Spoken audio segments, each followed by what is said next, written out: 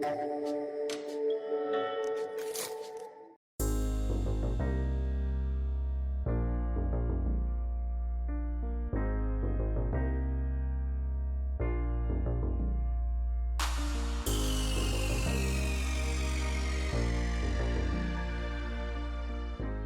morning, ladies and gentlemen. Good morning, President Kim. Good morning, Ambassador Lee. My name is Ferdinando Nelli Feroci. I am the President of the Istituto Affari Internazionali.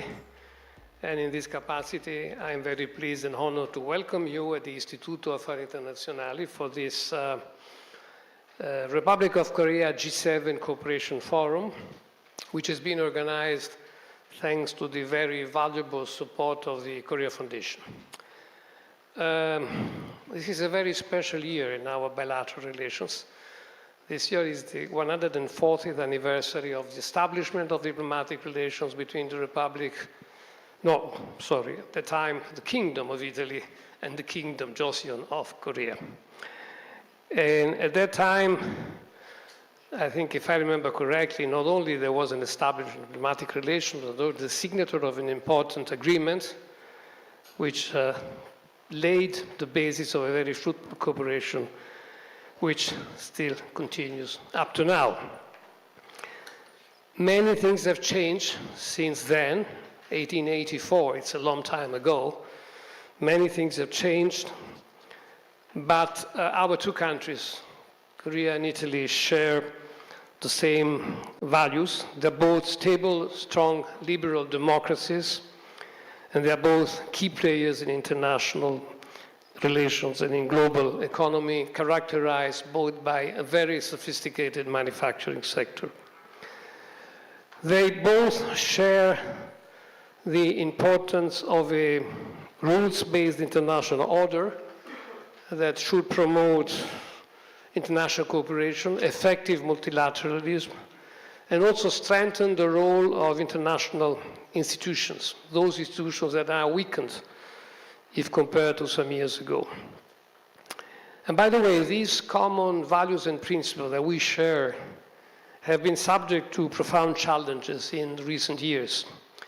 If you look at it from our perspective, European perspective, Russia's invasion of Ukraine and the consequent threats to Europe's security, violation of fundamental principle of relations among states, but also new tensions in the Middle East, with the risk of a conflict that may become a regional one, and that also may escalate into something much more serious than it is already now, as we have seen, by the way, about the risk that are running ships that are trying to reach through the Red Sea, the Suez Canal.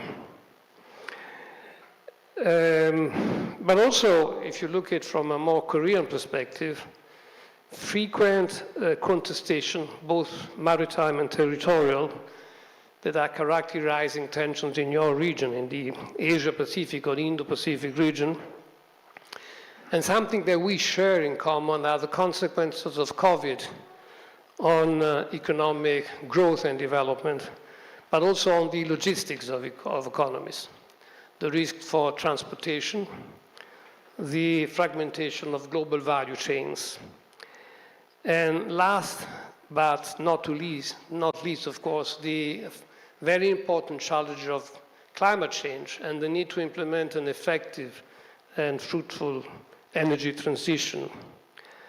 And last but not least, among the challenges that both our countries are facing, the need to master and to regulate the technology that was artificial intelligence, which is becoming more and more important for our economies, but it needs to be regulated, possibly in a shared framework at international level. Against this background, the G7 has re-emerged in recent years as a very important platform for coordinating policies among liberal democracies that are facing similar and common challenges. The Italian government, which is running the presidency of G7 this year, has focused its agenda on a number of pressing security and non-security challenges in the Global South, with a special focus, as it is understandable, given our geographical position in the Middle East, in North Africa, and in more general in the continent of Africa as such, as a whole. The Mattei Plan that you may have heard of, which aims, it's an important diplomatic and political initiative by the Italian government, aims at developing cooperative relations with the countries of Africa, is a concrete proof of this importance that the Italian government attached to the African continent. Now, looking at a first and superficial analysis, these challenges, the focus on the Mediterranean, the focus on Africa, may appear distant from the Republic of Korea priorities, given that you are also facing in your country a very complex scenario and a number of challenges. But if you look at more in depth, and the lesson of COVID-19 in that sense, I think has been very important. These challenges, at the end of the day, are common because they are global, and they need to be taken into consideration by our countries together. In particular, given the role of the Republic of Korea as a global pivotal state, I think that these security challenges are to be taken very seriously into consideration, because risks that affect our region are not very different from risks that affect your region. And there is a number of lessons that can be drawn from what we can do or we are trying to do that can become relevant for challenges that your country is facing in your region. Now, coming to this forum today, that we place today here, thanks once more, I want to stress this, to the generous support of the Korea Foundation. It's meant to be a meaningful and important step forward in the direction of a further strengthening of relations between G7 countries and the Republic of Korea in this very complicated international situation that I very quickly and rapidly described. This forum brings together officials, academics, experts from the private sector, from the public sector, from the Republic of Korea, from Australia, from Italy, and from other countries. And the aim of this meeting today, this forum today, is exactly that of examining and discussion formless cooperation between the Republic of Korea and G7, and how this cooperation can be improved and strengthened. We have agreed a program which will be very simple and articulated into 2 public sessions and 1 closed-door meeting. In the first of the 2 public sessions, I think the panelists are already seated here, so I will be very brief. The main focus will be on security challenges at large. The second challenge will focus particularly on cooperation in the field of research, development of technology and innovation. And in the last session of the afternoon, which is going to be a closed session, the focus will be on challenges that are more located into the Indo-Pacific region. And I hope that this discussion will help produce some useful policy recommendations that can be taken into consideration both by the Italian government and by your government, the Korean government, in the follow-up of the collaboration between the G7 countries and the Republic of Korea. Let me conclude by thanking very much, very warmly, all the panelists that have accepted our invitation, that are here today. Most of them have traveled a long way to come here, so I'm very grateful. And once more, let me thank again the Korea Foundation for their support, for their collaboration. Let me remind that the collaboration of my institute and the Korea Foundation dates back from 2017, and it has led to the implementation of a number of very important projects. So once again, thank you again, and I hope that you will consider this forum as useful experience. Thank you.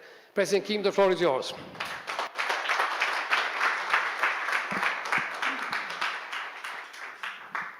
Thank you. Good morning, ladies and gentlemen. Thank you, President Ferrocci, and thank you, Ambassador Lee, for showing up. And thank you for a beautiful weather in Rome. It was May 25th last year, Ambassador Ferrocci and I discussed the idea of this forum, which have become a reality today. I really admire Ambassador Ferrocchi's outreach and network.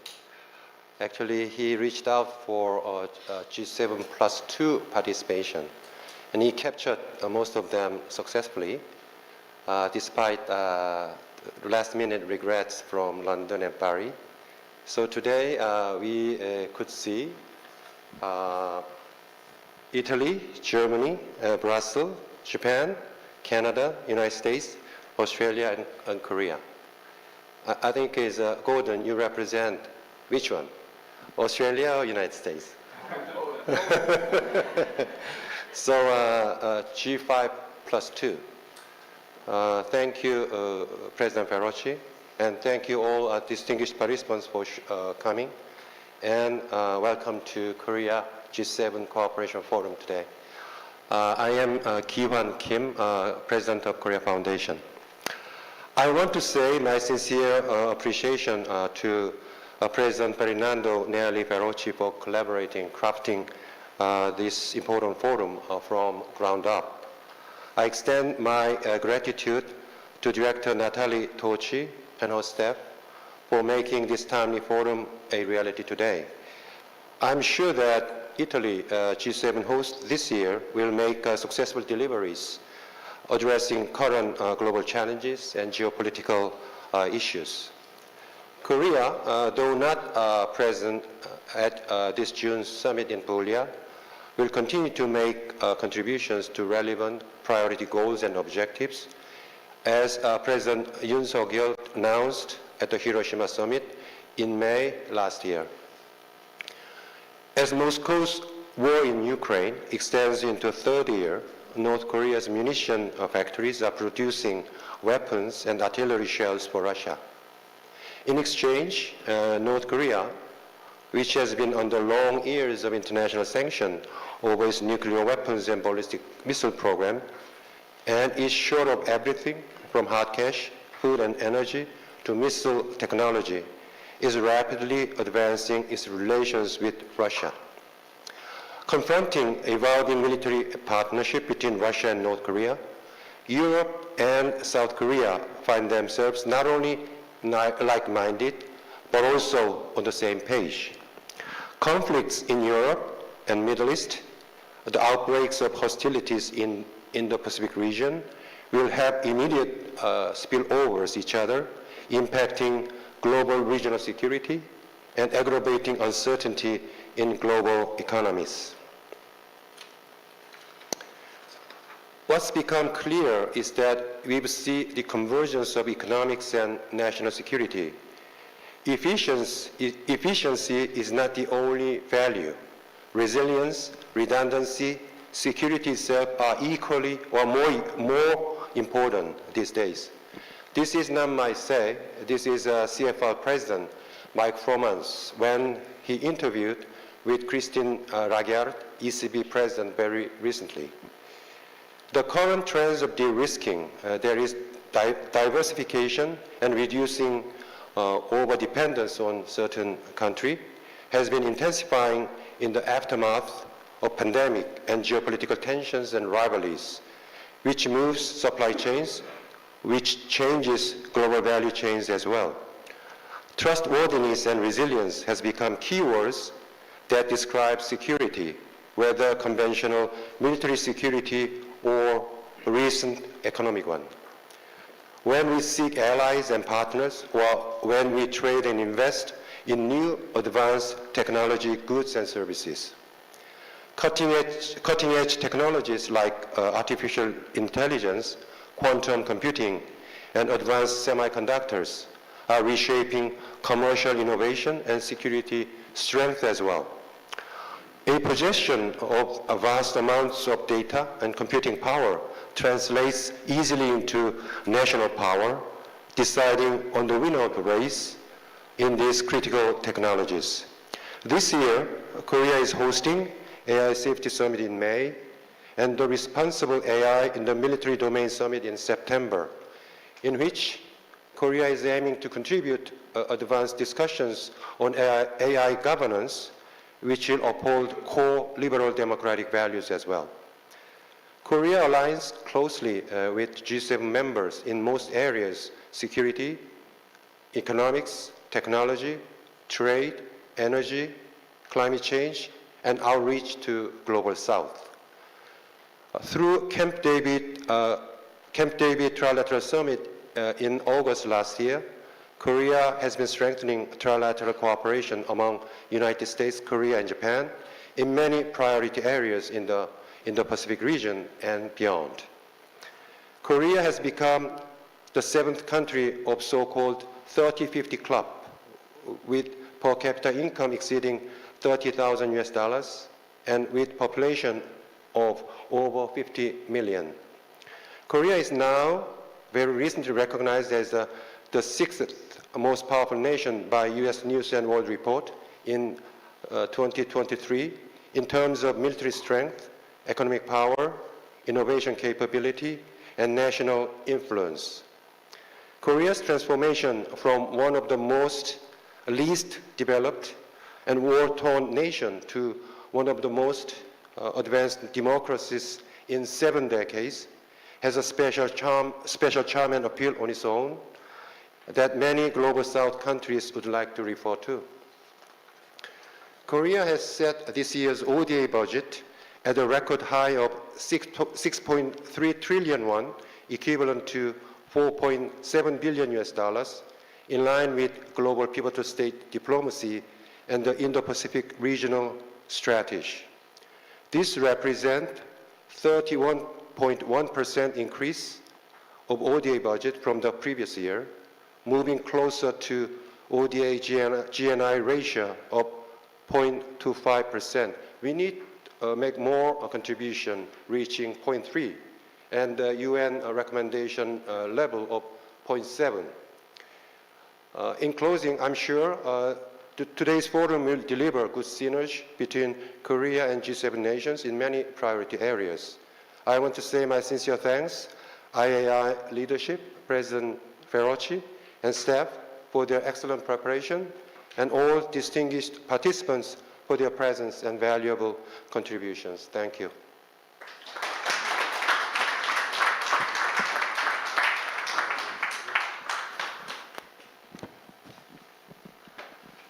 Good morning, distinguished speakers, ladies and gentlemen. It is a great pleasure and honor for me to join this meaningful forum. I extend my heartfelt gratitude for the esteemed presence of renowned diplomats and scholars from Korea, Italy, and across the globe. My thanks also go to the Korea Foundation and the Institute for International Affairs, EIE, for their excellent organization of today's event. Indeed, it means a lot to me personally that my highly well-respected former bosses, Foreign Minister Yoon Byung-se and Vice Minister Shin Gak-soo, have journeyed to Rome to share their invaluable insights on enhancing cooperation between the Republic of Korea and the G7. With such a wealth of expertise gathered, I recognize the need to keep my remarks as brief as possible. Today's forum could not be happening in a more opportune timing.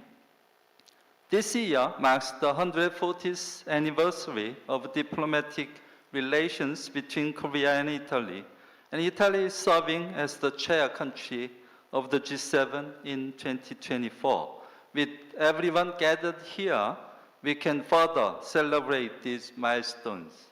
As we are all aware, against the backdrop of ongoing conflicts in Ukraine, in the Middle East, and the global economic security challenges, the G7's role as the control tower of the West has become increasingly indispensable.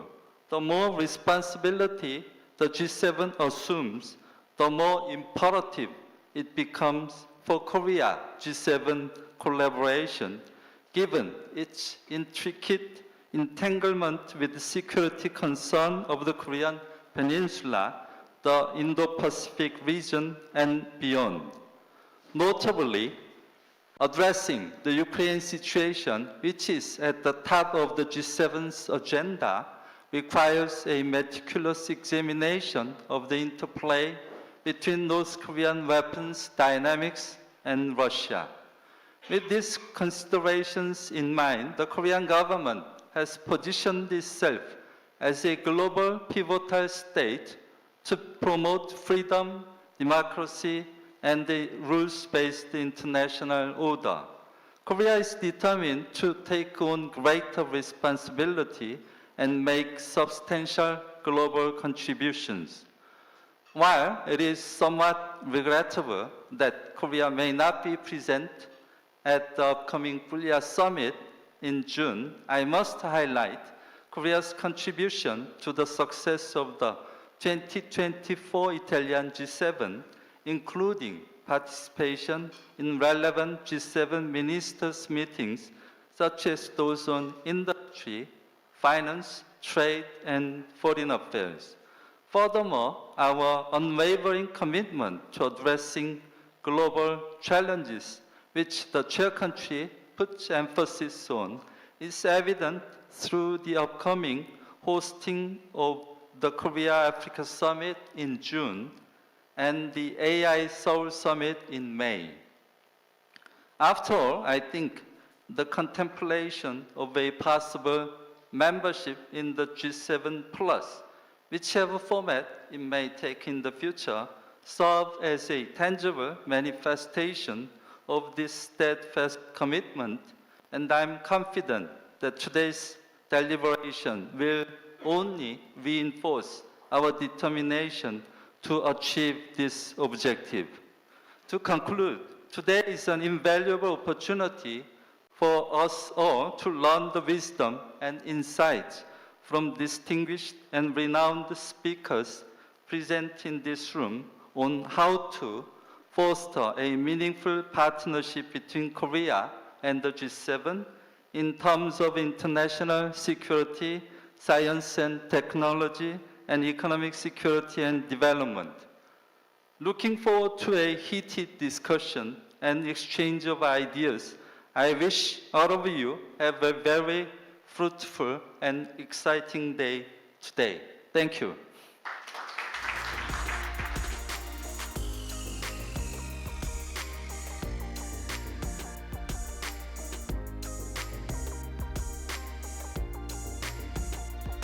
First of all, my name is Dr. Darcy Draut-Vejeres. I'm the child of German immigrants, and I married a Chilean, so I have a very complicated name. So Draut-Vejeres, it's fine. I'm a fellow for Korea Studies at the Carnegie Endowment for International Peace in Washington, D.C., and for the past 15 years, I've been working on Northeast Asia and Trans-Pacific issues, so I'm really delighted to be working with you all today to discuss, especially because over the past year, I've been hearing from so many of my colleagues in Seoul, in Tokyo, how much interest there is in Northeast Asia, with Japan and South Korea in particular, to work more closely with the Europeans and with G7 countries, them being like-minded in so many ways, as were outlined in our introductory remarks. This panel, and I see that there's going to be, I think, a lot of overlap in the panel's discussion today because of the complex and intertwined issues that we're talking about. But for the first panel, we're talking about ROK-G7 Convergences on International Security, which itself is quite a broad remit. I'll give a brief introduction of our fantastic panelists today, going in the order that's listed on our agenda, and then turn the floor to them for about 10 minutes each. So first, to your right, is Minister Yoon Byung-se, who is a former foreign minister of the South Korean Ministry of Foreign Affairs, and currently he's chairman for the Seoul International Law Academy. He's had a long and illustrious career in the Ministry of Foreign Affairs since 1977, when he joined. He's served in positions in Sydney, the Korean Permanent Mission to the UN in New York, directed the North American division at MOFA, Singapore. I can go on and on. You've had such a wonderful career. And most recently, he was Minister of Foreign Affairs. And so I think he'll provide some fantastic remarks given his experience working with the Korean government. To my right is Paul Sampson. Let me get to your bio. Dr. Paul Sampson is president of the Center for International Governance and Innovation in Canada. He has more than 30 years of experience across a range of global policy issues and is currently focused on the transformation of the global economy around the world. Let's see, he's served for 24 years with the Government of Canada, including positions as Director General for Strategic Policy at the former Canadian International Development Agency, and served in Deputy Minister level roles with the Global Affairs Canada and with the International Trade and Finance Canada.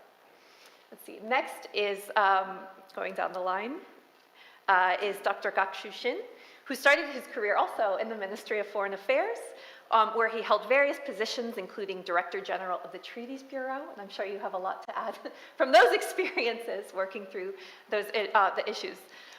Deputy Permanent Representative, also to the Korean mission of the United Nations, Ambassador to the State of Israel, First Minister and Second Minister at the Ministry of Foreign Affairs, and also Ambassador to Japan. So I think you have some particularly key insights as we talk about our areas of convergence today. Next, Ambassador Rainer Rudolph is Vice Chairman of the Munich Security Conference. He is a German diplomat and was Deputy Head of Mission at the German Embassy in Vienna until last year. Earlier, he's been posted at the Permanent Representation of Germany to the EU in Brussels and at the German embassies in Warsaw and Washington, D.C. In Berlin, he worked at the Federal Chancellery twice, including as head of division responsible for EU external relations, EU enlargement, and relations with EU member states. And so finally, we have Dr. Won Ho-yeon, who is a research fellow and head of economic security team at the Korean Institute for International Economic Policy. He's currently researching issues from US-China trade conflict, US-China tech rivalry, and economic security. I'm starting to see some themes I think are going to be driving our agenda today. Currently, he's a member of the advisory committee at the Ministry of Foreign Affairs in Korea and the Ministry of Science and ICT. Oh, and as well as the Ministry of Trade, Industry, and Energy. You're wearing a lot of hats. In April 2022, he was a member of then President-elect Yoon Suk-yeol's ROK U.S. Policy Consultation Delegation, where he was in charge of economic security issues. So I think we have quite a breadth here that we'll be able to talk about areas of convergence across both issue areas and regions. So I'll turn to you, Minister Yoon. Good morning. Thank you, Dr. Dr. Harris, for your kind introduction. Let me particularly commend the President Policy of IAI and the Secretary Team of the Korea Foundation for organizing this timely and groundbreaking meeting between G7 countries and the ROK at this tractor level. I think the title of our session this morning and the agenda notes seems to be a good answer to why we are here. It's because, quote and unquote, there is a decisive convergence in the domain of international security. As a matter of fact, it's more than international security. And it's across domains, and it's across regions. Even without numerical convergence index or matrix, it's not difficult to understand why and how much we are aligned, synchronized, and in lockstep than ever, though that does not necessarily mean that we are identical on all issues. First, in terms of institutional strategic framework, Korea is connected to G7 members through diverse arrangements. First, alliance with the United States. Second, strategic partnerships with the EU, the UK, and Canada. Third, trilateral summit mechanism of the United States, Japan, and South Korea.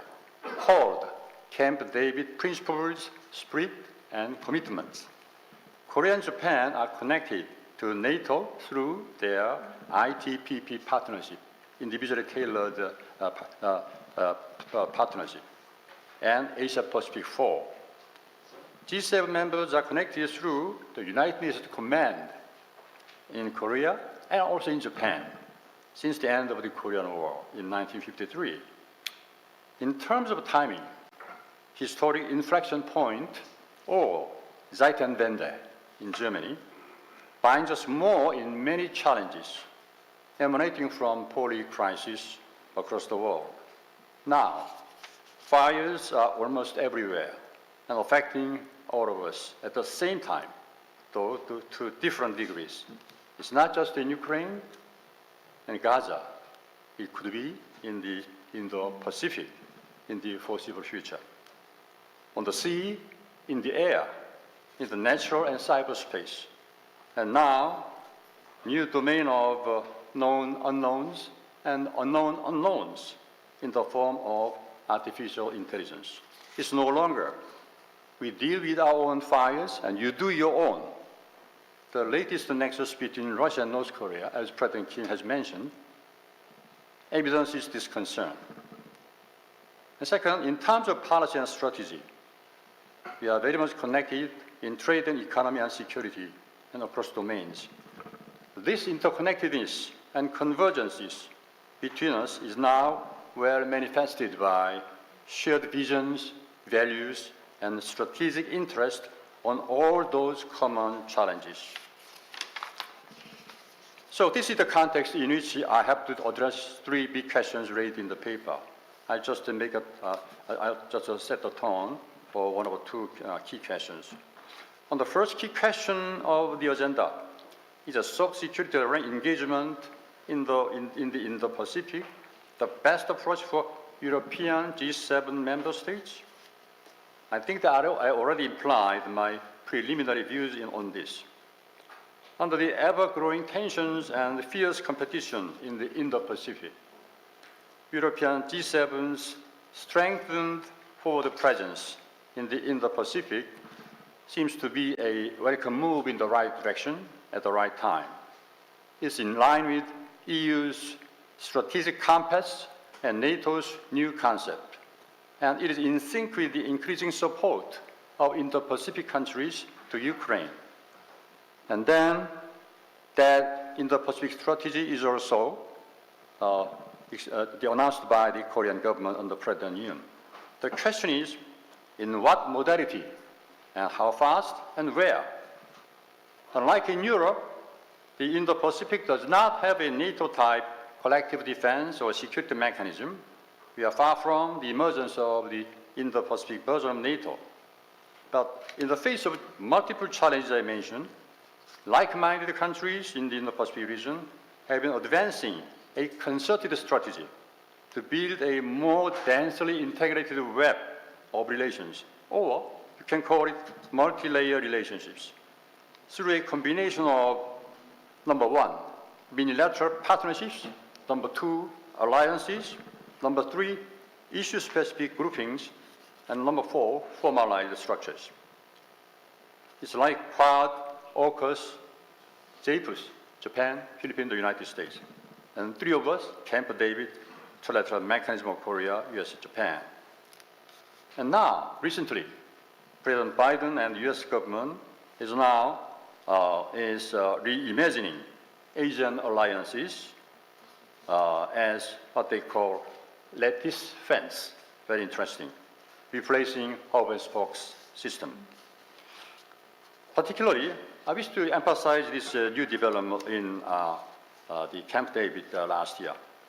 That historic joint statement in August said, quote unquote, especially for NATO members and EU members, we are determined to align our collective efforts across domains and across the Indo-Pacific and beyond. They committed to consult with each other in an expeditious manner to coordinate their responses to regional, number one, challenges, provocations, number two, provocations, and number three, threats. that affect their collective interests and security. We agreed on 20 action plans in 5 areas. Taking into account of those developments, European G7 countries can level up existing cooperation and expand domains of cooperation at a comfortable pace, but in a way not too soft, but not too hard, like a Goldilocks principle. I think it's in line with the EU's strategic compass and individual IPS, as well as NATO's new concept. But second, in terms of domains, G7 and the ROK have traditional and non-conventional challenges to regional peace and security, such as nuclear, economic, maritime, cyber, space, energy, and food, health security. One good area is the enhanced participation in the United Nations Command in Korea and Japan. Or EU members can participate in periodic joint military exercises in the Indo-Pacific, utilizing what they call CMP, Coordinated Maritime Presence, to act as a maritime security provider in some specific areas of the Indo-Pacific. So, in my view, these tools can serve as a very useful element of integrated deterrence of the United States and also a key element of EU's strategic compass. I hope what I said could shed some light on EU's thinking on this question. And briefly on the question 2, how can it best face the economic security challenges stemming from China while preserving winning economic dynamics? I think most US partners now have sorted out the nature of challenges from China to some extent. Interestingly, compared with the Camp David statement, the US, NATO, and Japan identified China, number 1, as America's most consequential geopolitical challenge. Number 2, a systemic challenge to Euro-Atlantic security. Number 3, the greatest strategic challenge, respectively. And the United Kingdom joined AUKUS. So they have their own thinking about the nature of the challenge from China. For G7 countries and South Korea, China is a strategic partner, neighbor, and competitor as well. But China is not Russia. But China today is quite different from China of yesteryears due to its assertive rise in behavior. But we are all trying to prevent these relations from escalating into conflicts or confrontation beyond no return. So this is why I deeply appreciate the G7 leaders who agreed in Hiroshima last year on a landmark principle or guidelines on their approach to China. The communique said that we are not decoupling or turning inwards. At the same time, we recognize that economic resilience requires de-risking and diversifying. I think the EU's lead was reciprocated by US policy of what they call small yard, high fence, or, in other words, narrowly scoped, targeted controls for national security. This stance struck a fine balance between the protection from risks of overdependence, such as economic coercion, and the promotion of economic interest in mutually beneficial areas. It was elaborated further by our EU colleagues called EU Approach to Enhance Economic Security and reinforced by Camp David joint statements. The US-China summit was the very eloquent reminder that these two countries now chose to manage their strategic competition in a very responsible way rather than confrontation. So now a big task ahead is how to translate the common de-risking guidelines into effective follow-up measures with a high level of mutual understanding and mutual benefits, as well as without loopholes. Fortunately, G7 members and Korea have diverse channels of strategic dialogue, as well as economic security dialogue, that will be followed up by my colleagues later, to enhance economic security and to establish a resilient supply chains. So I think we have to, as the saying goes, united we stand, divide we lose. Here in this economic security or military security in the Indo-Pacific, collaboration is the key word. Comprehensive, strategic, even beyond the Indo-Pacific, global. So this is my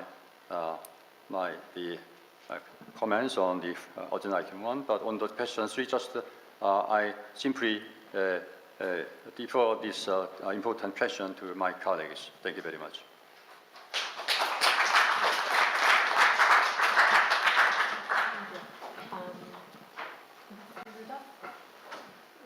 Thank you. So if you got the impression from Darcy's very kind introduction that I'm not an Asia expert, you were right. So I'm going to look at the questions we're discussing this morning from the point of view of a German diplomat who has spent some time working on European external relations. So for our questions, what are security challenges from a German point of view, and how could we try to converge between Europe, G7 and Korea? I have to start with simply observing that the main security challenge for Europe at present and probably for years to come is obviously Russia's war of aggression against Ukraine. It has cost tens of thousands of lives. It has led to more than 4 million refugees in the other countries in Europe. At present, more than 1 million in Germany. At the peak, it was 1.6 million. Damages are estimated, obviously, in the hundreds of billions of dollars. It will take many years to reconstruct. So, to what degree, you could ask, is this a common challenge for Europe, the G7, and Korea, and what are the interconnections between this Russian aggression and in Ukraine and Asian security? And I want to try to approach this from 4 angles. First, the violation of the international order, which Ambassador Ferrucci has already mentioned. Second, the relationship, which was already several times mentioned, between Russia and North Korea. Third, I will make a brief remark on our response, on the implication on German security policy, what we call the Zeitenwende, and fourth, our relations with Asia.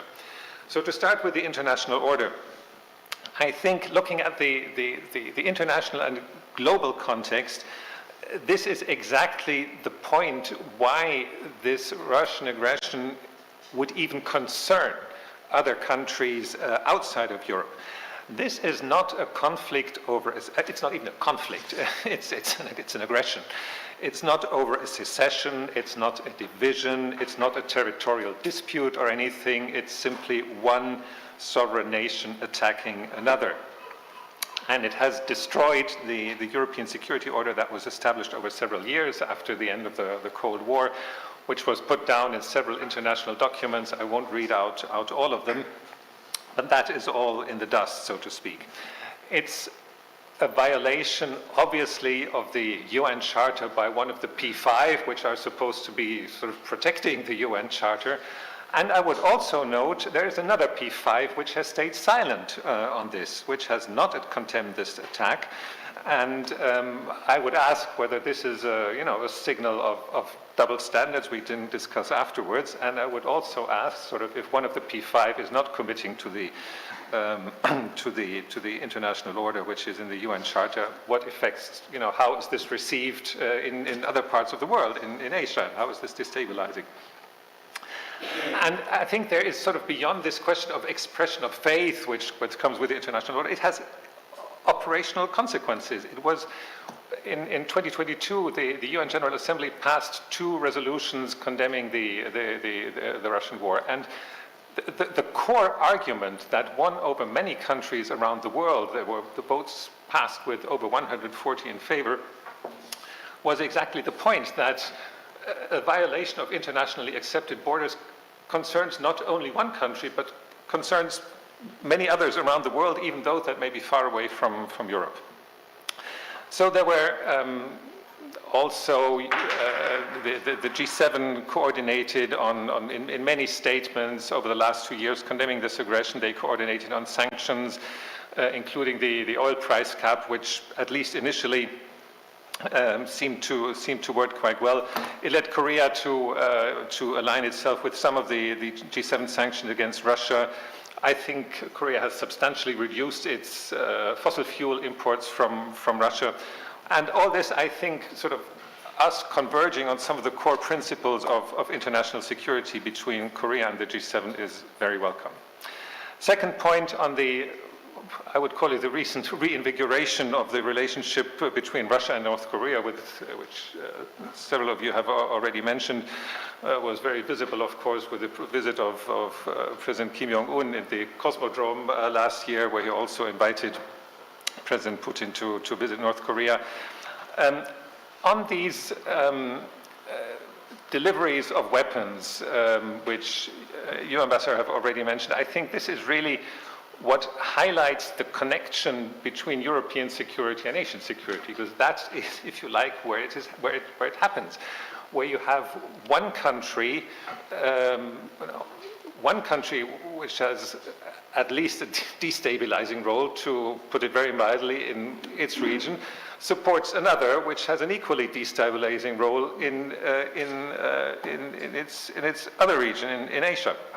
Now, they may both publicly deny it, but if you look what happened in the UN Security Council a few weeks ago, when Russia vetoed the extension of the UN monitoring program, which had been running for, I think, 14 years, so the monitoring program, which monitors the UN sanctions against North Korea over its nuclear program, you know, it's like a confirmation, if you like. You know, it really shows how close this relationship is and how important it is for both of them. And I would imagine it must be a reason of concern for the Republic of Korea.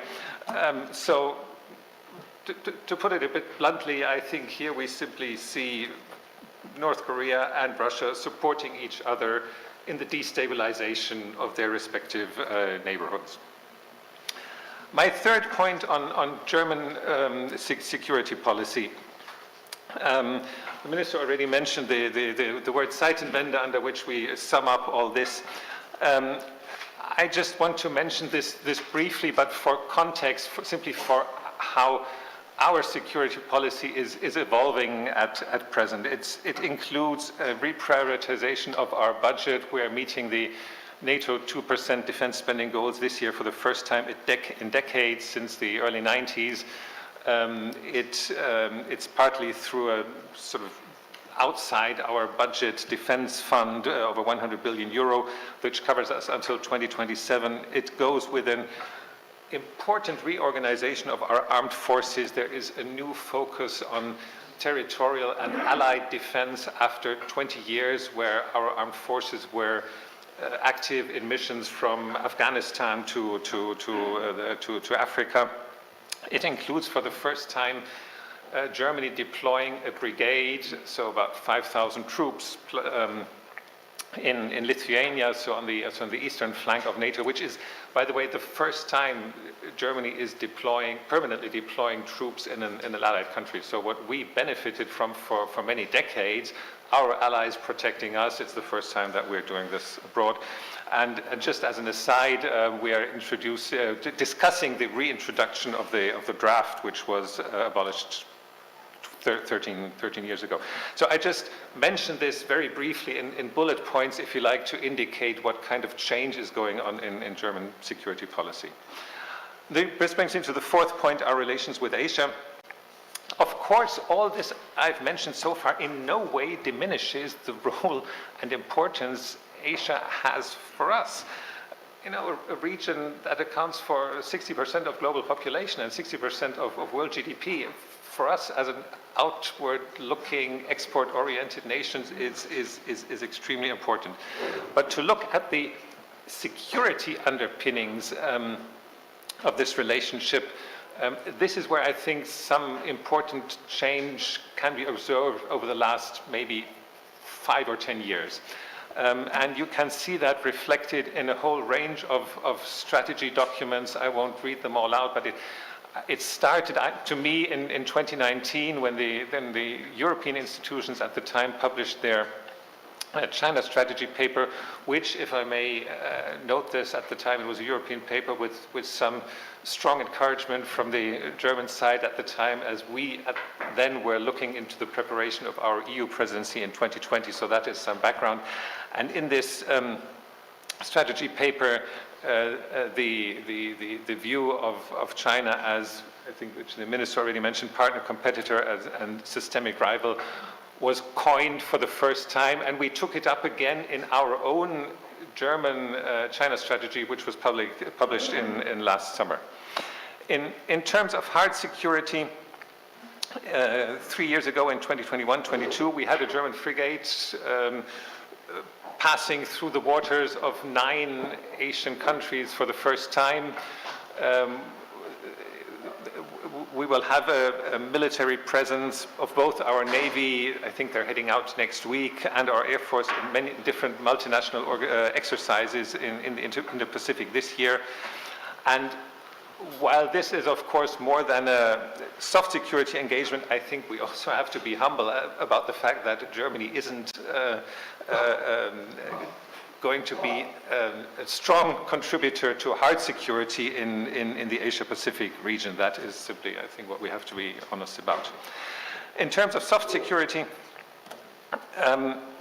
with this new evaluation of our economic relationships, I think there has been, in Germany at least, a new discussion about this balance between economic relations and security considerations. And this has begun long before this Zeitenwende and the Russia discussion. Just to give you one example, supply chain dependencies, which many of us now look at, from, say, critical raw materials. What really brought it to the attention of the German public was during the pandemic, when we suddenly noticed that we had only 1 or 2 sources of supply for certain medical products, masks and certain drugs. And so there is a re-evaluation, de-risking, as it was already mentioned. But I would just like to stress, this is not just a political process. Behind this de-risking starts with business decisions. In the case of China, you can see that they look at growth potential, competitive environment in China. So this is a process that is obviously taking place for several reasons. Some of the neighboring countries which came to Berlin over the last few weeks look at it, they're quite content. But it is not only a politically sort of guided process. So to conclude, I think from my point of view, to the response to these challenges, connecting security and in Europe and in Asia, our response has to be essentially, I would look at it essentially from a European angle. First is, from a European point of view, we simply have to strengthen our own capacity to act as Europeans in terms of being a strong economic competitor and actor. Second, we have to further develop our own European economic security agenda, which goes through a number of initiatives which have been developed in the last 3 or 5 years. I already mentioned critical raw materials, CHIPS Act, EU anti-coercion instrument. And final point, I think, at least for my country, I think to a degree also for the European Union, we simply have to get used to this idea of what is called in English economic statecraft, which is combining economic policy instruments and foreign policy instruments, which I think is it's certainly not in the German DNA. I think it is also not very much in the EU DNA, simply the way the organization developed. But I think to meet the challenges we are discussing this morning, it is crucial. Thank you.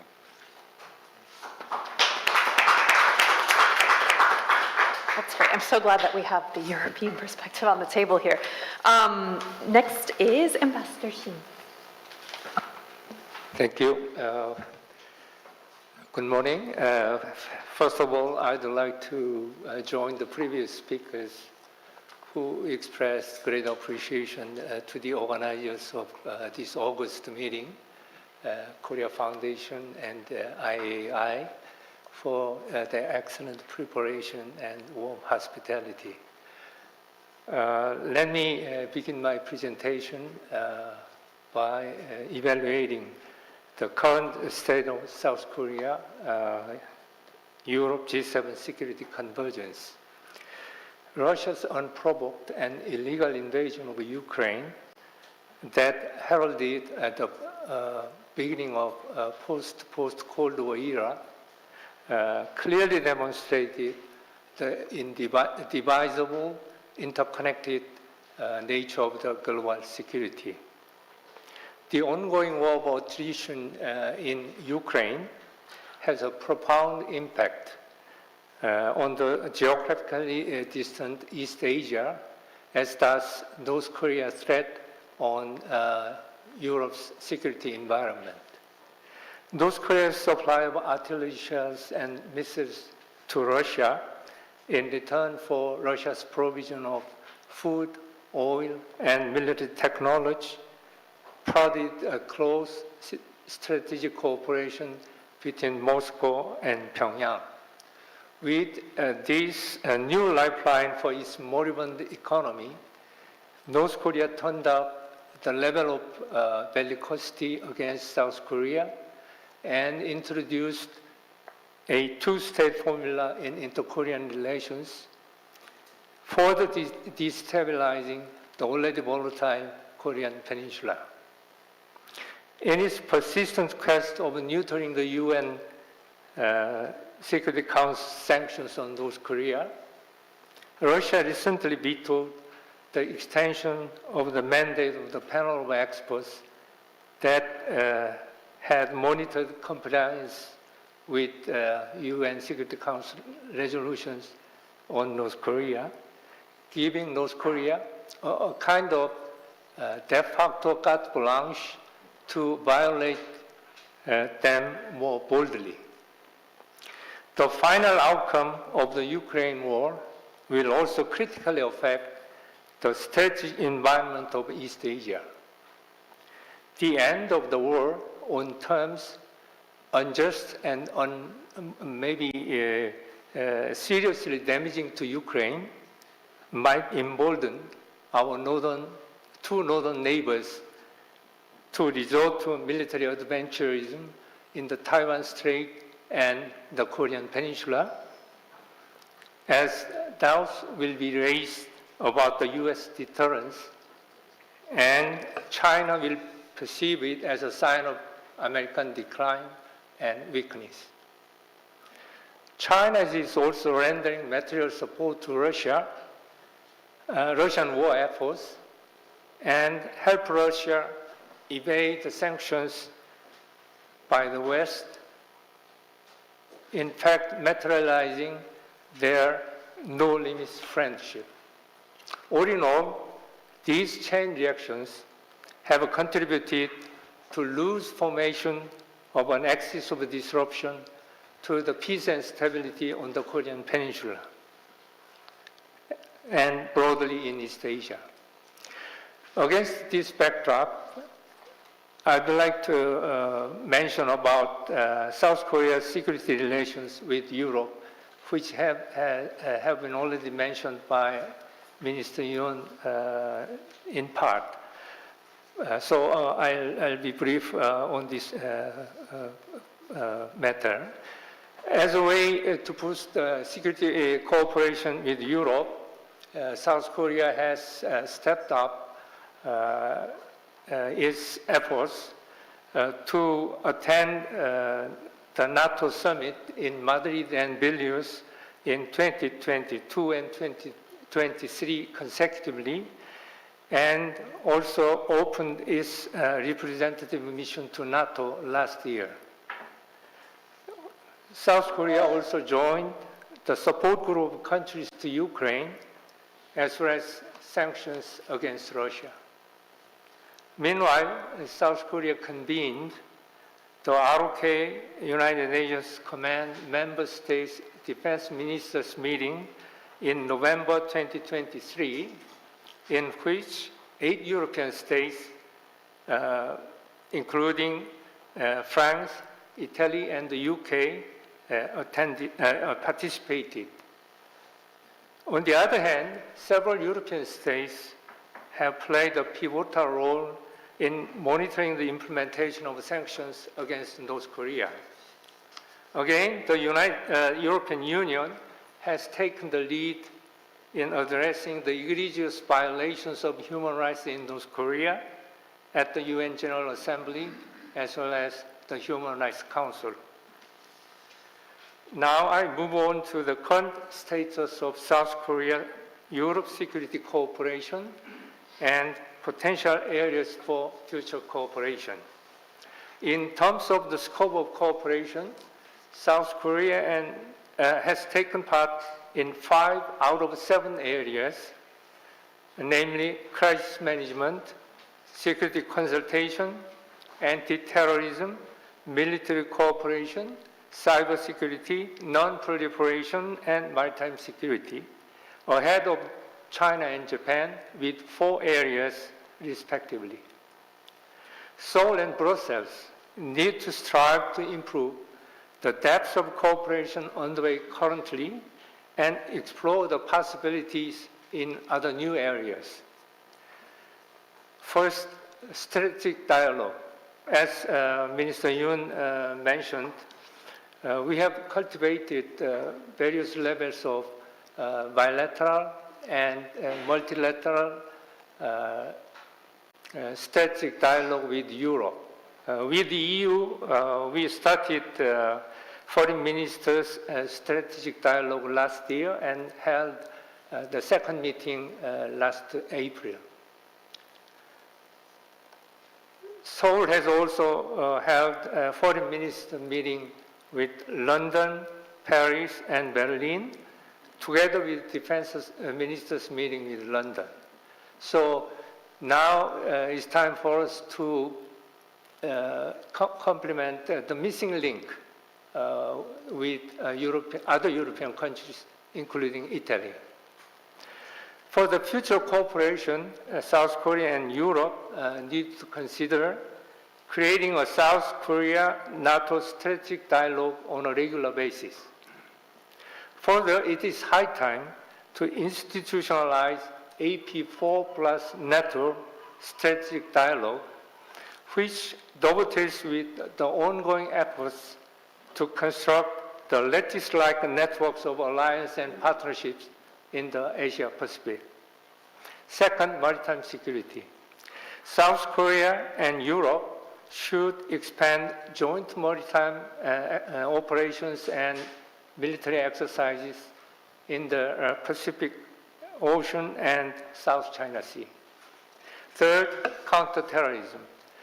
Close information exchange and sharing of experience will enable South Korea and Europe to enhance their readiness and response capability to prevent and suppress international terrorism in an effective and prompt way. Fourth, defense industry cooperation. As the Ukraine war demonstrated, the West is struggling with the poor preparedness for conventional warfare because of the post-Cold War demobilization and emphasis on the war on terror. Inevitably, the West should step up military buildup, given Russia's revival of its military industry under the wartime economy, China's rapid military buildup, and their growing military cooperation with North Korea and Iran. South Korea, Europe close cooperation in the field of military industry will bring synergic effects in the light of complementarity and interoperability. Fifth, we have the great potential for collaboration in deterring, defending, and responding to cyber infiltration and disinformation campaigns from Russia, North Korea, and China. Strengthening the linkage of space development in South Korea and Europe, and boosting joint efforts to address climate change and non-proliferation. Last but not least, South Korea will be the first country in East Asia to join Horizon Europe as an associate member next year, which I think will be an effective avenue for close cooperation in this field. Next, I'll briefly touch upon economic security because Dr. Yan will address this issue. 3 points. I just would like to underline the importance of balance between the need for ensuring economic security and the need for upholding the principle of free and fair trade. It is quite important for not only for South Korea, but also Europe too.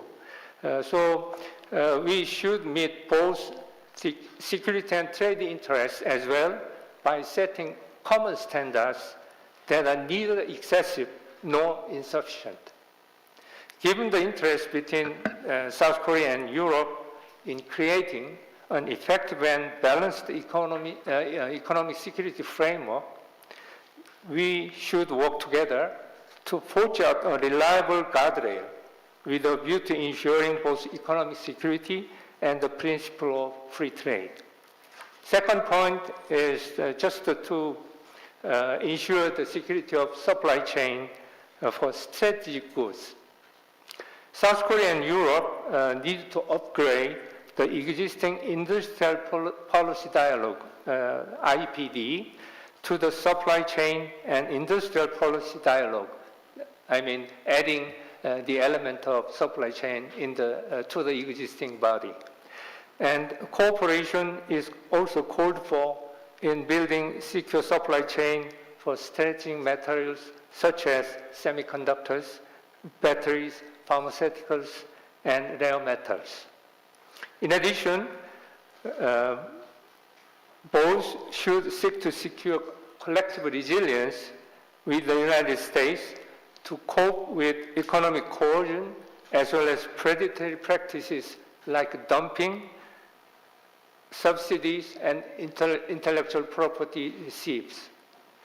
To this end, we should take appropriate measures for information sharing, early warning, mutual stockpile utilization, and joint response measures.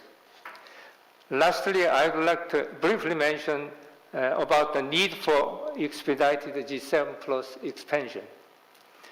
As we are well aware, BRICS, a representative organization of Global East and South, expanded its membership to 6 countries last year, with scores of other aspirants awaiting accession. Likewise, G7 needs to embrace several countries with common values and interests to increase its profile and interest in the international community.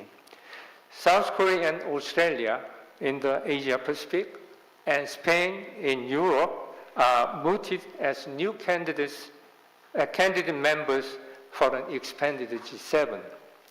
If realized, South Korea's membership in G7 Plus would strengthen Europe's position in the world and broaden South Korea's role in world affairs.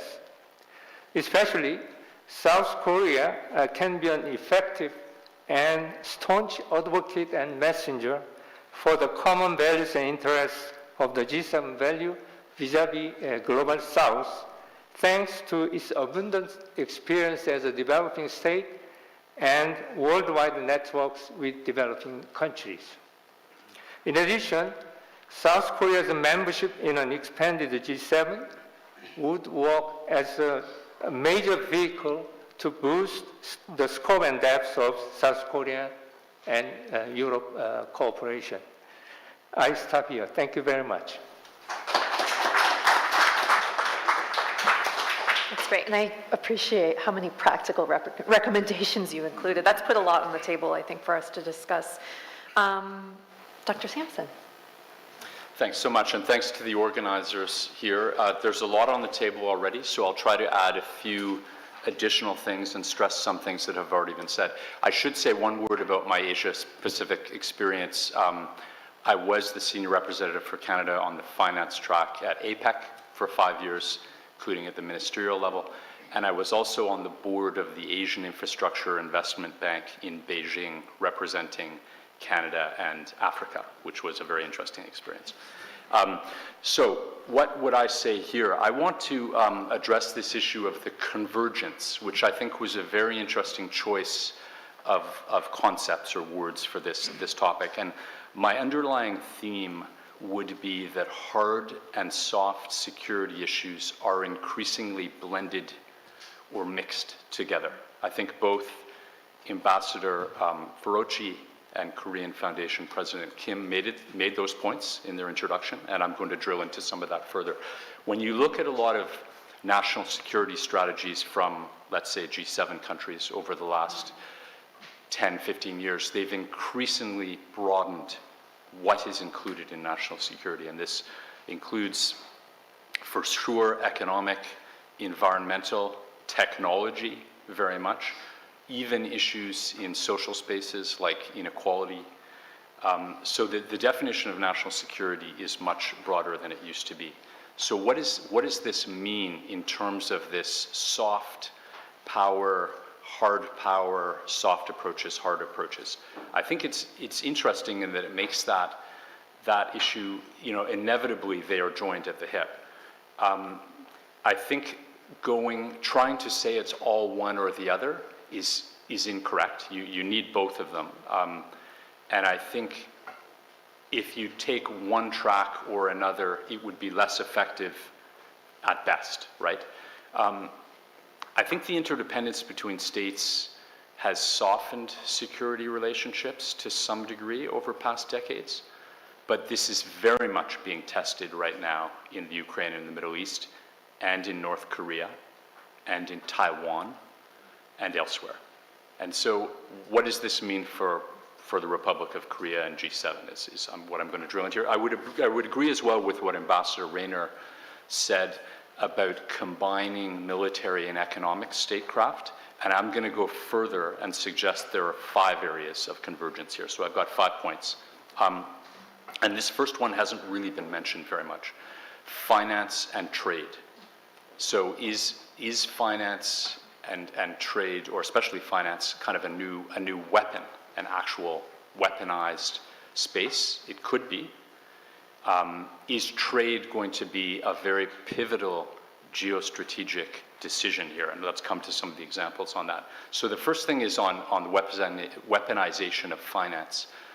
Russian reserves from the central bank, which are mostly in, a significant amount of them, 260 billion euros, this is serious money, is held abroad, mostly in the EU, in fact, mostly in Belgium, interestingly enough.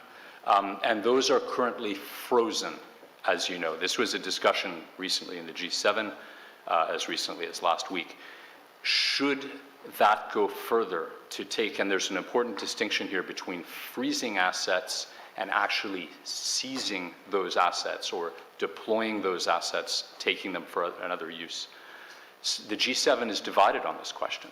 There are some countries suggesting that they could be seized, they should be seized, and others suggesting that that would be a violation of international law, or it's not clear enough under international law. But perhaps more significantly, it raises the question of the whole international system based on a safe US dollar, US reserve currency, and the ability to park reserves elsewhere. It's very important in the financial architecture here. So this is happening behind the scenes. I think what happens in that space will have global implications. It's the kind of thing where Korea has a lot to say about it. It's an example of where the conversation shouldn't end at the G7, certainly. And I think that there are potentially, I don't want to go too much detail on this issue, but there are potentially ways out. Those Russian reserves have already generated $5 billion, or 5 billion euros rather, of returns because the money is just sitting there. So those funds could potentially be used. There are other ways perhaps to put a lien on this amount of money that could be leveraged for further loans, tied to reconstruction, et cetera, but an important area. Second thing on trade, I think that this is going to be a major cornerstone of what happens for geopolitics and for alliances and things. That right now we have the comprehensive and progressive TPP, right? Which is very much a soft power approach, a soft tool for cooperation. The UK just joined in the last few days. Korea and China have both applied for membership. Where will this go? Is this going to expand? Is this a tool and a mechanism for a softer cooperation, or will countries be essentially excluded from this, right? Will there be another way to do friend-shoring? We hear a lot about friend-shoring. Will it be real? Will it manifest in things like the CPTP, or will it be bilaterally done? What's going to happen there, I think, is critical, and the relationship to China through such bodies will be critical. The second area I want to talk about for a minute is new and emerging technologies. So that's my number two. People have already touched on it. What I would stress is a couple of things. One, virtually every one of these technologies, and I'll give some examples, are what's called dual use, meaning that they have a civilian or scientific or an economic element to them, which is very positive and has some significant benefits, but they also have a military application almost universally, right? So we're looking at something that has, double edges to it. And so, yeah, I think we need to have, this is an area where there is an interest for international cooperation. Now, it's also one where there's rivalry and competition, absolutely. But, with quantum computing on the horizon, it's the kind of thing you want to get ready for some kind of governance regime. I think nuclear fusion is on the horizon, nuclear power through a new form of clean technology. AI-generated cyber attacks. The AI was already mentioned as a priority for Korea. Korea is hosting the AI Safety Summit later this year. We have the G7 Hiroshima AI process that Japan started last year and that Italy is pursuing this year. There's a lot of scope for cooperation there, right? So we need to focus on that before we lose control of cyber attacks that are generated by autonomous AI. Worst of all, probably autonomous drones that could be fully autonomous based on AI. So huge scope for technology governance. My third issue is one that I won't spend much time on, but I'll note how important it is, and of course that's environment and human health. And I put the two together because they are often interlinked, but also where climate change is going to go, we certainly have to be ready for scenarios of sea level rise and other acceleration impacts coming sooner rather than later, right? So there's no way we can lose sight of that as a major cooperation point. I think also on pandemics, I don't want to sound, too pessimistic, but there will be another pandemic sooner or later. There's right now a form of avian influenza, particularly in the United States, that's affected birds, but now has spread to cattle, and it's the kind of thing that can potentially jump additional species. So there's going to be another one coming. Let's use that as a thing to cooperate on and as a necessary area. My number 4 issue, and this is where they get more interesting and trickier. Number 4 for me is security and other forms of alliances, right? And I think we heard several examples of why the time to revisit that framing is perfect, both because we have to, because there are so many things going on, but also it makes sense that a lot of things have changed and so it would be updated. I mean, right now we heard about new framing underway in Germany, in the Republic of Korea. You've got the Quad, which was introduced not too long ago, and everyone's still trying to figure out what it is, frankly, who is outside of it. It only includes 4 countries. So what's the future of the Quad, which includes US, India, Japan, and Australia right now?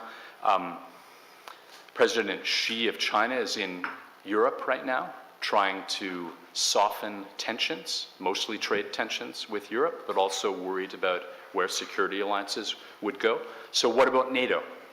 I think it's very interesting when you consider how NATO has danced around the issue of its role in Asia, potentially, or its linkage to Asia. And there was the issue last year about a Tokyo liaison office, I think it was called, which sounded like a small issue, and maybe it was, maybe it wasn't, right? Maybe it's very significant as to where NATO would go in Asia, at least on kind of a linkage and cooperation and transparency side, if not, something deeper. I think the G7 is perhaps the most interesting. And one of the reasons for that would be it's probably the easiest to actually do something in the G7. Like when NATO is a complex structure, many parties. The G7 is only 7 countries. I mean, there are observers and invited countries. It would be quite easy for the G7 to collectively decide that it wanted to expand, as was just mentioned a moment ago. And I would recommend that expansion would be in the Asia-Pacific, right? And I would put at the top of the list Republic of Korea and Australia. I think for a number of reasons, G7 is not strong on Asia-Pacific, and it makes sense. Now that, to me, there's no reason that could not happen relatively easily. Now, G20, where I spent a lot of time around the table, that's a lot of countries. Maybe it's too many. So I would caution against trying to expand too much and too quickly the G7 and perhaps focus on a consolidation. A final point on alliances and other things, and then I'll move to my last point. What about multilateral reform more broadly? It wasn't really raised so far, but I think it's very significant what happens to the future of, say, the World Trade Organization if it remains very dysfunctional. And with all due respect to them, the WTO is doing the best it can, but it doesn't have all the pieces in place and it can't move forward a new agenda. If it becomes weaker, it either means that countries go to things like the CPTPP or they rely on bilateral relationships. And the bilateral relationships have been tricky. If you're the United States or China, you can largely dictate those terms. I mean, I'll be frank in saying it, that if you're one of the great powers, and there's only a couple, they can dictate, everyone else is a taker, right, as a middle power ultimately. So I think the middle powers have a very strong interest in making sure the multilateral system maintains itself and its strength, or has other options that are not purely bilateral. My final point is a delicate one, and that's nuclear proliferation. It's been mentioned indirectly here, but I think that when I look at what's going on in the Asia-Pacific right now, whether it's Korea and the risk of North Korean unpredictable or wild action, let's call it, or whether you're in Japan, you want to know what are your alliances right now, right? And the Taiwan situation, let's call it, this is the time when, if you're in that region, you want to know where you stand. So in the absence of movement on alliances, for better alliances for countries like Korea and Japan, I think it puts pressure on them to wonder what the nuclear situation is for them, right? And as I say, this is a very delicate issue, but I would just say from a global perspective, this becomes a real issue, right, in the region, if there are not deeper alliances put in place. So I will leave my comments there, and perhaps just noting, as former Minister Yun started off, that what we're looking for here are Goldilocks solutions, I think, that are a combination of soft power and hard power, and a combination of soft and hard power approaches, and I would agree that let's go for Goldilocks. Thank you.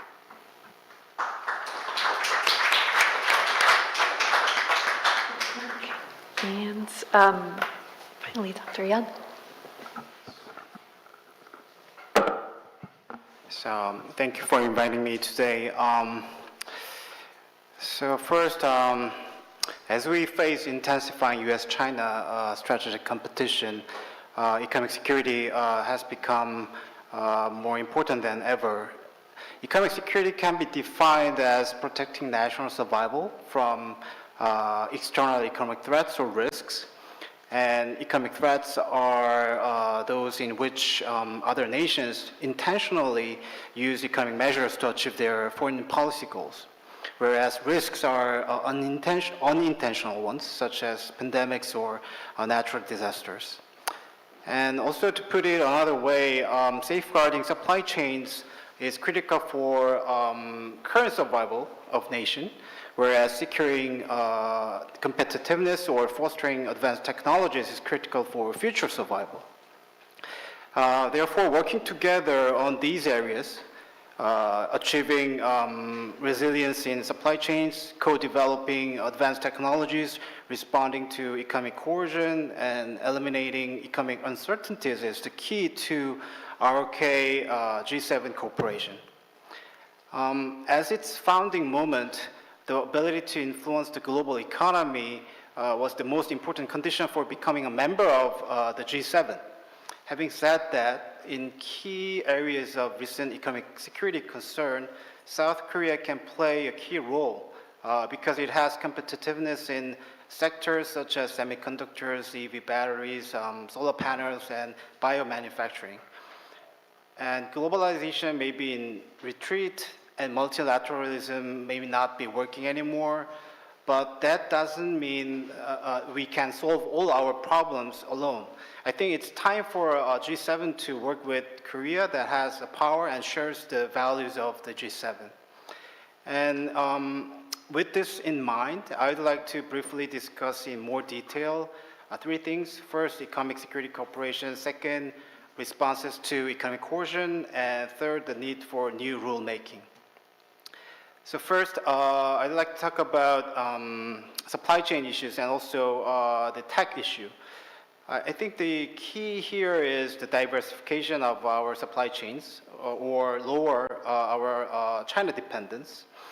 The Korean government actually established, we prepared a law, we just enacted the law, and the second half of this year we will spend about $3.7 billion amount of money to give incentives to our firms to diversify their supply chains. And also next year, we will double that amount. So I think this kind of approach can be expanded to G7 countries, and we can do together to incentivize our private firms to diversify their supply chains. And the second, regarding the tech issue, I think the important thing is promotion and both promotion and protection. In terms of promotion, I know U.S. And between the U.S. and EU has TTC. But also Korea has next generation dialogue with the United States. Also at the Camp David, we had this kind of promotion cooperation between the three countries.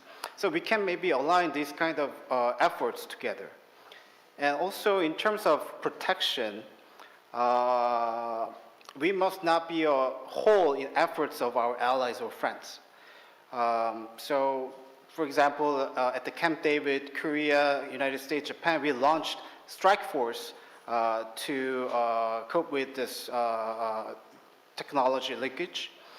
And I think this week I read that AUKUS, the AUKUS, they proposed a rule that these three countries will be exempt from the ITAR. So maybe we can actually expand this kind of idea to G7, including Korea and Australia. And also the cyber security cooperation. Cybersecurity is a very important area for the economic security because the digital space is a kind of corridor to goods, services, technologies, knowledges, and also money. So cybersecurity is very important. And interestingly, a Korean IT platform company called Naver has recently run into trouble with the Japanese government because Naver operates the largest social media service in Japan. And the Japanese government is telling Naver to sell its stake to a Japanese company for national security reasons. Because this was triggered by the leak of personal information of Japanese users, about 0.5 million, like 500,000 people, and out of actually 95 million users in Japan. And these are, I think, the issues that cannot be solved by companies alone, but through between countries, especially among like-minded nations. And second point regarding the economic coercion. Okay. So this is an area where I think tit-for-tat strategies are not always easy to work in practice. Like, for example, how should South Korea respond if a country stops importing K-pop as a means of economic coercion? Is it possible or valid to stop Korea importing the other countries' cultural goods? Maybe it works sometime, but maybe it doesn't work sometimes. So it is difficult to find the balanced countermeasure. Therefore, I would say ex-post response to economic coercion is a failed response. The moment economic coercion actually happens. The key is to deter the others from using economic coercion. In this regard, we should together to strengthen our ex-ante measures. It is more effective to act collectively than to act alone, as shown by the South Korea's experience after that incident, also the recent experiences of Lithuania and Australia. The more friends you have, the more deterrence you have. Also, although we are not discussing often, but we should also think about how to prevent using economic coercion or negative economic statecraft to like-minded countries. So in that sense, I think increased both political and economic solidarity among like-minded groups will help to prevent economic coercion within the group. My last point is about the new rulemaking. That's quite similar to what Dr. Sampson mentioned. I think it is also important for countries to coordinate their response to the impact of domestic politics on the international economic order. And it is important to establish a system or mechanism that helps to resolve this challenge. For example, the most important issue for Korea, maybe the EU and Japan this year, will be the outcome of the US presidential election. Trump campaign, they mentioned about 10% universal baseline tariff, reciprocal tariff act. So this kind of actions from the United States will have a big impact on the international economic order. I don't think that will incur economic impact that much, but it's much more about the U.S. hurting itself, their leadership in the liberal economic order. And also China. China's strategy is to make the world more dependent on China while making China less dependent on the world. It's kind of a symmetric decoupling strategy. As part of its efforts to increase global reliance on China, China has recently actively capitalized on overcapacity and unfair market prices. This has always been the case in steel, but it is now being employed in e-commerce, for example, like AliExpress or Temu, and also the legacy chip production. In particular, these are the kinds of issues that the sooner we respond to, the better. My last point is about the rulemaking. So if there is one word to describe the goal of economic security policy in major countries, probably it is de-risking.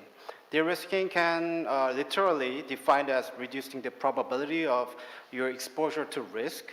As such, de-risking is not just a goal for certain countries, but for all countries, including United States, EU, Korea, even China.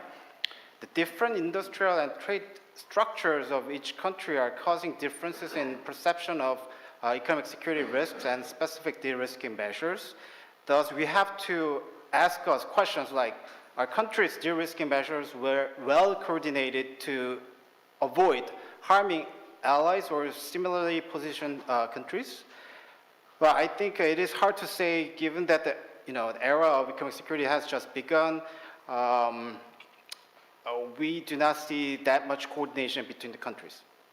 We see subsidy competition everywhere these days.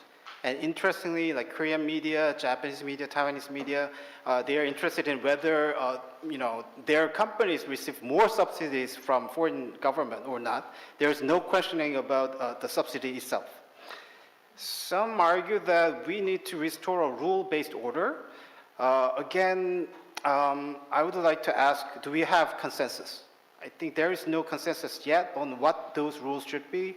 It would be great if the rules could be inclusive, such as the WTO, but in the era of US-China strategic competition, this is a naive wish that is unlikely to be realized. I think this situation highlights the importance and demand for minilateral approach or minilateral cooperation, and the G7 is a perfect platform, I think. A more realistic proposal would be making new rules among the like-minded as a first step for Korea and the G7 to start discussing new rules together. Let me stop here. Thank you.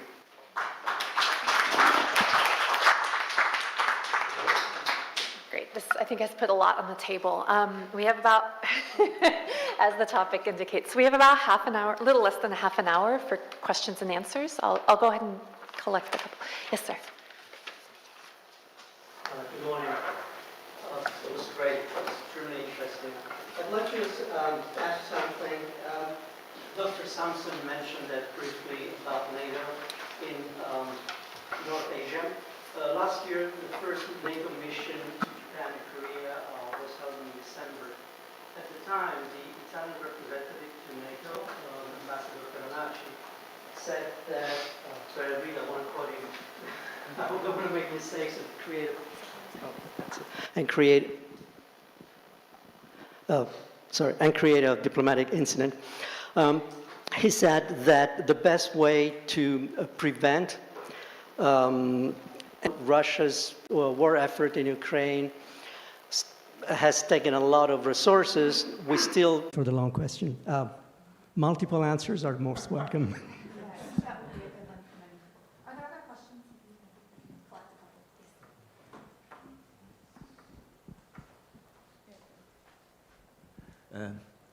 Good morning. My name is Carlo Terezza. I'm a former Italian ambassador to the Republic of Korea. I would like, we have gone through a lot of issues, so I should just concentrate on one because there's not so much time, but I would underline the centrality of the role of China at this point. We cannot afford to have both Russia and China as adversaries. And therefore, since China seems a more reasonable interlocutor than Russia at this point, I think that we have to concentrate our attention to have China more understanding of our positions. I think that the fact that Xi Jinping is visiting Europe is indeed a message to Europe. I mean, he's visiting some strange countries like Serbia and Hungary, which are not exactly, you know, in line with what is the main trend in Western Europe, but he has met with the French president and the president of the European Commission, and I think that is the key of this this trip, basically. So China has abstained on the key General Assembly resolution of 2022 after the invasion, and therefore we really have to make sure, for instance, and this is key, that China does not directly get involved in the Ukrainian conflict. They are supporting technically with dual material items, but to the moment, if I understand well, they have not sent weapons as such. They have now allowed the DPRK to do so, and I guess that these bombs which they are selling are traveling through the Chinese territory. But we have to be very watchful on that. This is a comment, and I would like the participants to comment on it. Thank you. I think that's a lot for us to answer. And if I might, I particularly like the Minister Yoon and Ambassador Shin to talk about South Korea's experience about managing China, because you have a lot of direct experience about the economic versus security tensions, particularly over the past 20 years. And while over your answers, Dr. Smith, I can take this question. Sure. Thanks very much. So on the first question, NATO, how could it possibly expand or become more active without antagonizing particularly North Korea and China? I think that is the crux of the issue, right? Some would say the origin of the Ukraine war is partly due to a threat of NATO. I personally feel that is a convenient explanation, but it's not to be dismissed. I think the idea that there's ways to potentially strengthen softly, right? Full membership in NATO is one thing, and cooperation is quite another. But maybe the first point I would make is that I feel like NATO is re-energized, but it is facing an existential crisis at the same time, right? So the addition of Sweden seems small, but it's quite a big deal, right? That in Europe, in theory, Europe has come together. Now, is the United States, where are they going to be on NATO, right? That's going to be the pivot as to whether or not we're looking at a stronger NATO that would go potentially outside of Europe. But I think some steps could be taken towards cooperation. I would see that as not crossing the line of antagonizing, but the risk is real. I would agree with you.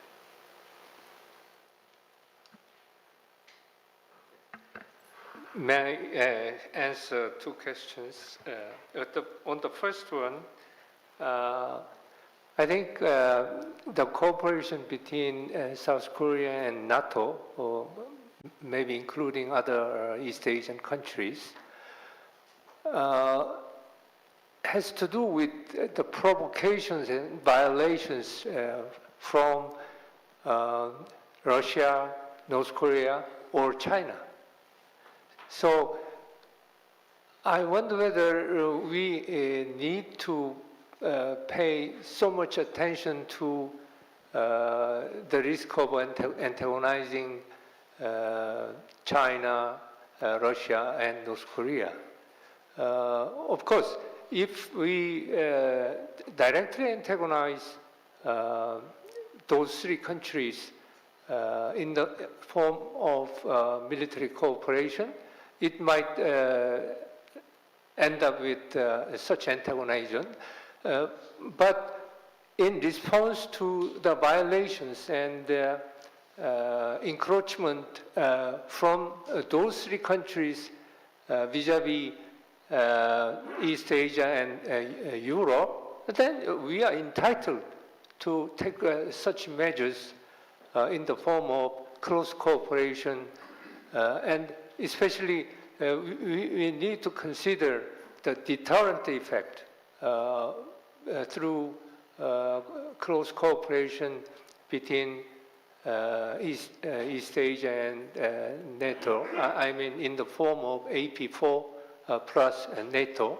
So, for instance, cyber offense and disinformation operation from those three countries just endangering our democratic institution must be stopped and deterred and prevented. Even though it might antagonize those three countries, we have to do that because we have already been damaged and impaired by their activities and in violation of international law. So we must think it in that way. And of course, we don't need to antagonize or confront those three countries unnecessarily. But when we have a need to act, then we have to do that. That's my answer to the first question. And the second question, of course, we don't need to consider both China and Russia as our adversaries or challenges together, but actually they are acting like that. They are working very closely in perpetuating violations of international law in the Ukraine war. even though they are not providing weapons directly, China has provided a lot of strategic goods for dual use to Ukraine, to Russia. And China has helped Russia evade sanctions by the West. They are purchasing a lot of gas and oil from Russia, and with cheap oil and gas, they are flooding their cheap goods to the West, including South Korea and Europe. So we have to act in that sense.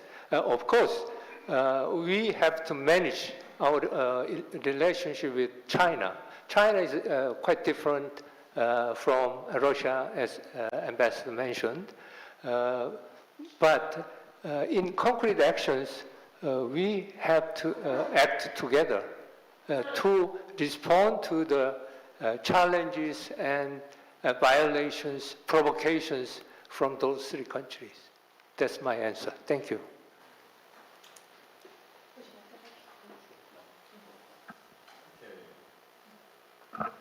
On those two comments, already my colleagues covered many important points. Let me a little bit add some more to those two answers. Basically, in terms of big structure in Indo-Pacific, now, so far we have been dealing with North Korea, China, Russia separately. New trend is now, there is now new axis of North Korea and Russia. But already before that axis, you may remember, February 2022, Putin visited China. They agreed on no-limit strategic partnership. So, what we are really concerned about is now institutionalization of this trilateral coordination into a kind of de facto strategic collaboration or military alliance like during the 1950s. And so in that sense, what the ambassador of Italy has said it makes sense. But thanks to the peer pressure from US, EU, and NATO, and from Korea and Japan, actually China is very cautious.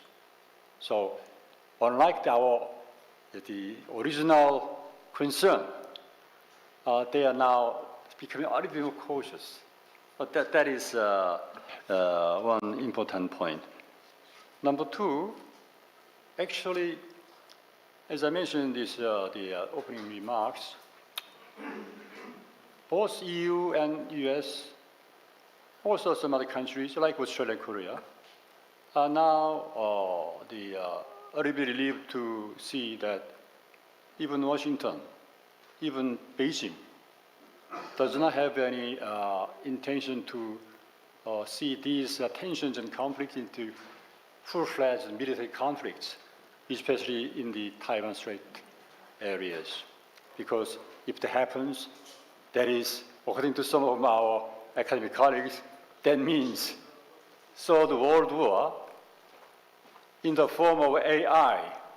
So in that sense, at least as Ambassador Shin said, we are rather relieved to see some kind of modus vivendi or guardrail agreement during the APEC summit in San Francisco last November.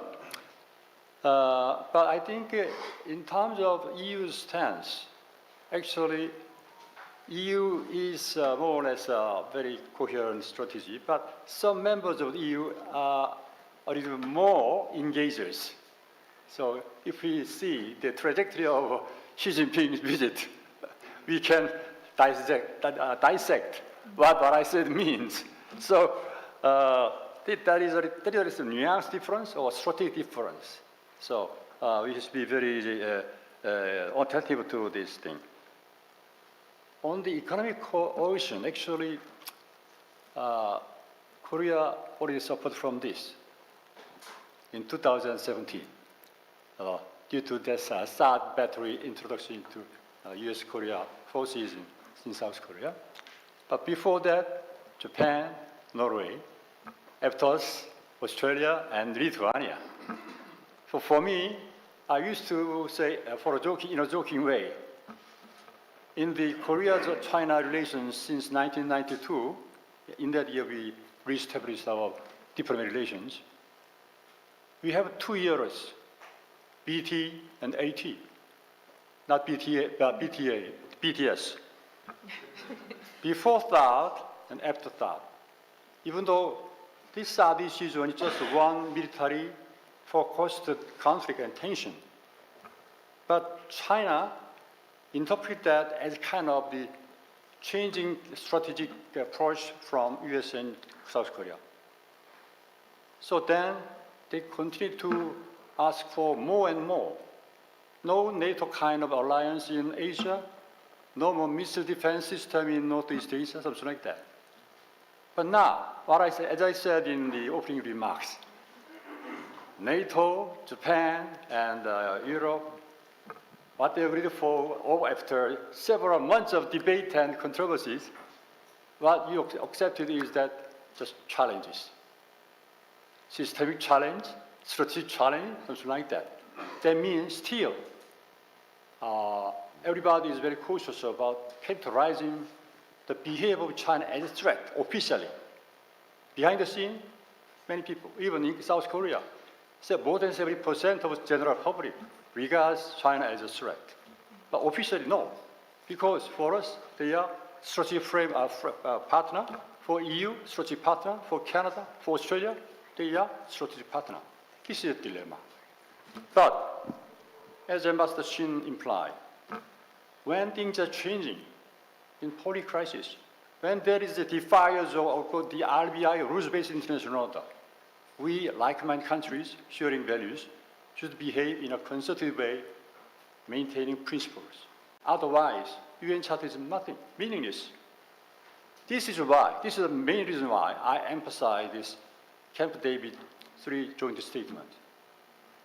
The reason why I quoted is we are ready to act in concerted way as regards challenges, threats, and provocations. This is because this is much stronger the language compared with the NATO, EU, and Japan.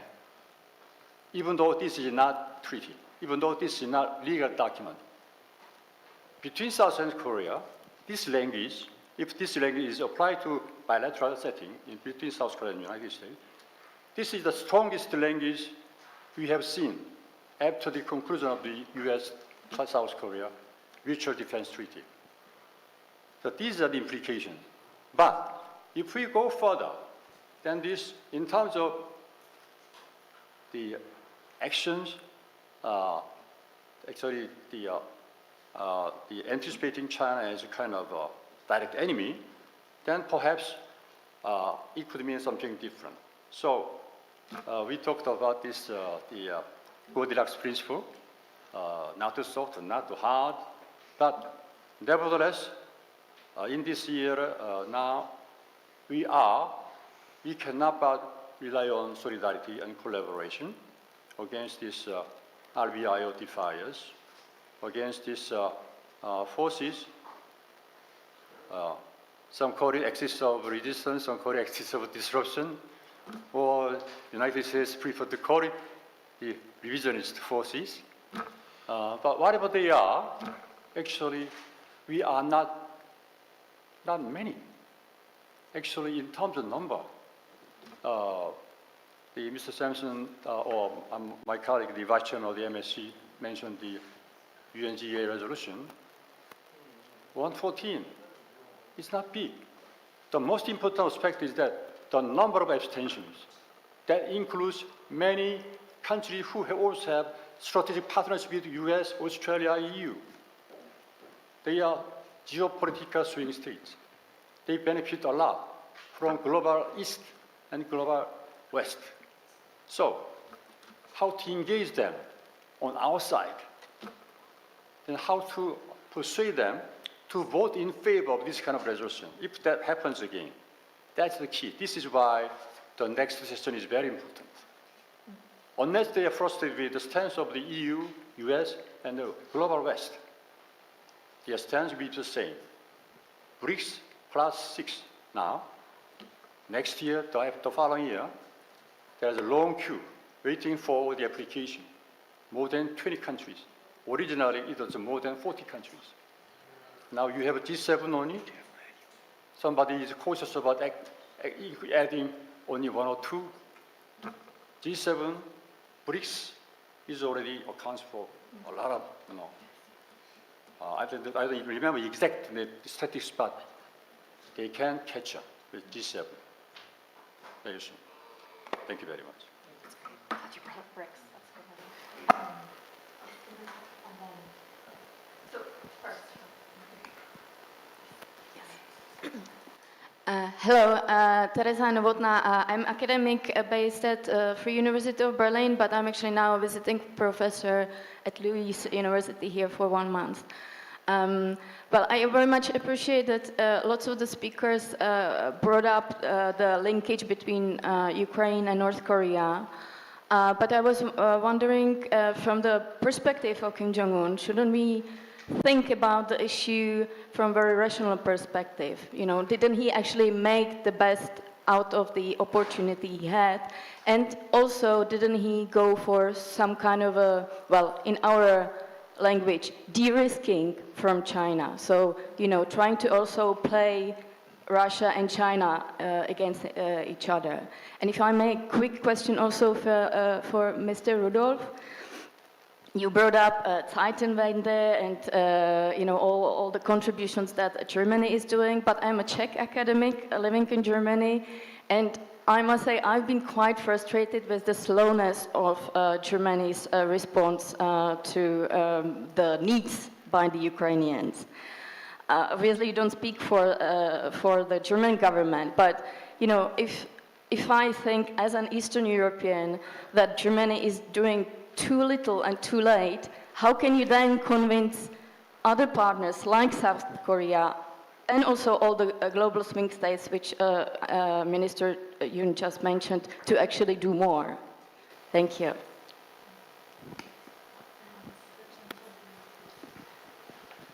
Hello, I'm Carlo Marino, correspondent of European News Agency and director of Eurasiatica News. I'd like to put this question to clarify which is the current status of relations between South Korea and Japan, above all on foreign policy. Are there some differences? Thank you very much. That is a good question, and we have just a few minutes left to answer things. So let's go ahead. Ambassador Rudolph, would you like to take the first one and then think about your elevator answer for the Japan? I'll call on you both. Yes. That's a very, yes. Oh, yes, sir. No, just very briefly, because in a way your question goes kind of beyond the scope of this morning's discussion. Since you mentioned you're from the Czech Republic, let me recognize I mentioned refugees in Germany. In terms of per capita, Ukrainian refugees, Czech Republic is way at the top. I don't know the exact figures, but that is just maybe for background for everybody else. Czech Republic is affected in a way no other country in Western Europe is by refugees from Ukraine.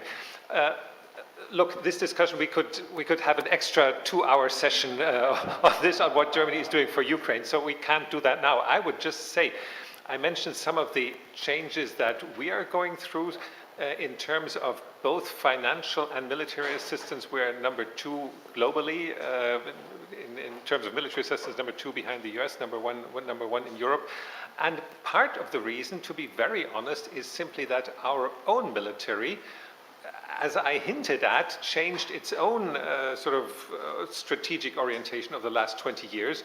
And we are supplying what we can and what we have. And that is much more of a restraint on what we can do for Ukraine than any political considerations that there might be. That was 30 seconds. Thank you.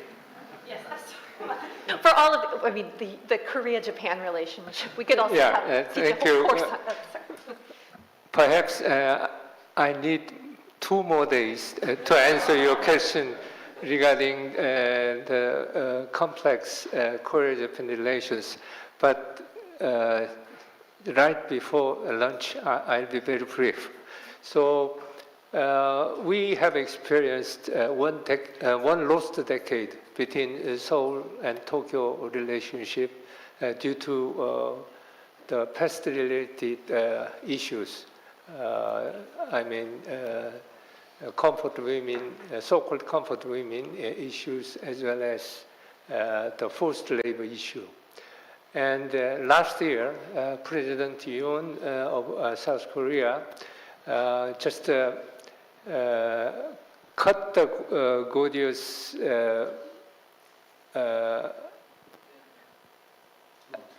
note by introducing third-party payment scheme, and he just resumed shuttle summit diplomacy right after the release of that solution, and then it was returned by Prime Minister Kishida of Japan, and after that we rapidly restored our bilateral ties, but still falls short of the level we have entertained before the lost decade. I mean, prior to 2012, when our bilateral relationship rapidly deteriorated. So it takes time to address those two past-related issues, but little by little, our bilateral ties have made steady progress, and I hope that next year is the 60th anniversary of diplomatic ties between Seoul and Tokyo, and on that occasion, we can stabilize our complex bilateral relationship with Tokyo. Thank you.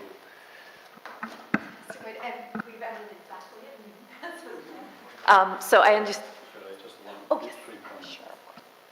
On those two questions, the first question actually regards the possible behavior of Kim Jong-un in terms of his irrationality. Actually, this is one of the nightmare scenario for us for the time. U.S. and Korea security authorities are now having a series of scenario planning, almost every time across around the clock. Actually, we face a very grim reality. According to very prestigious institutions like RAND Corporation, together with the Korean counterpart, now North Korea already has around 100 nuclear warheads, but now in 4 years' time, they will beat the total number of United Kingdom's nuclear warheads. That means they will emerge as the 5th largest de facto nuclear weapon holder, or the nuclear armed country. We prefer to refrain from using nuclear weapon state because that includes some legal implication. So the problem is, even though he thinks in a rational way, there are three other aspects possible. The misjudgment, or escalation from conventional war conflict into nuclear war, or some kind of technical failures, which actually happened during the Cold War. So we have to prevent all these rational or irrational, intentional or unintentional confrontation using nuclear weapons. This is a key dilemma and a key strategy, especially through our newly agreed upon nuclear consultative group, which is very similar to NATO's nuclear planning group. And I think finally, North Korea, until 2017, they were regarded by both China and Russia as a strategic liability because of this continuing nuclear missile test. Now, thanks to this bonanza from Ukraine war, thanks to this help from Russia, thanks to this US-China the rivalry, North Korea now, as we regard it, is now regarded as strategic asset by Russia and China as well. So they are now trying to split, actually, US against South Korea and Japan, split US against EU, split EU against South Korea. So this is why, not just between Korea and EU, but also between NATO and Korea and non-NATO and Indo-Pacific countries, should collaborate further and a little bit in a more, we have to speed up a little bit. Thank you very much. Great. I think that we have a lot of issues that we could continue discussing, and fortunately in our next panel, I think we'll extend a lot of them. We also have lunch to be able to talk about them further. So we'll wrap up here. Thank you for all of your great remarks and for your questions, and we'll stop there.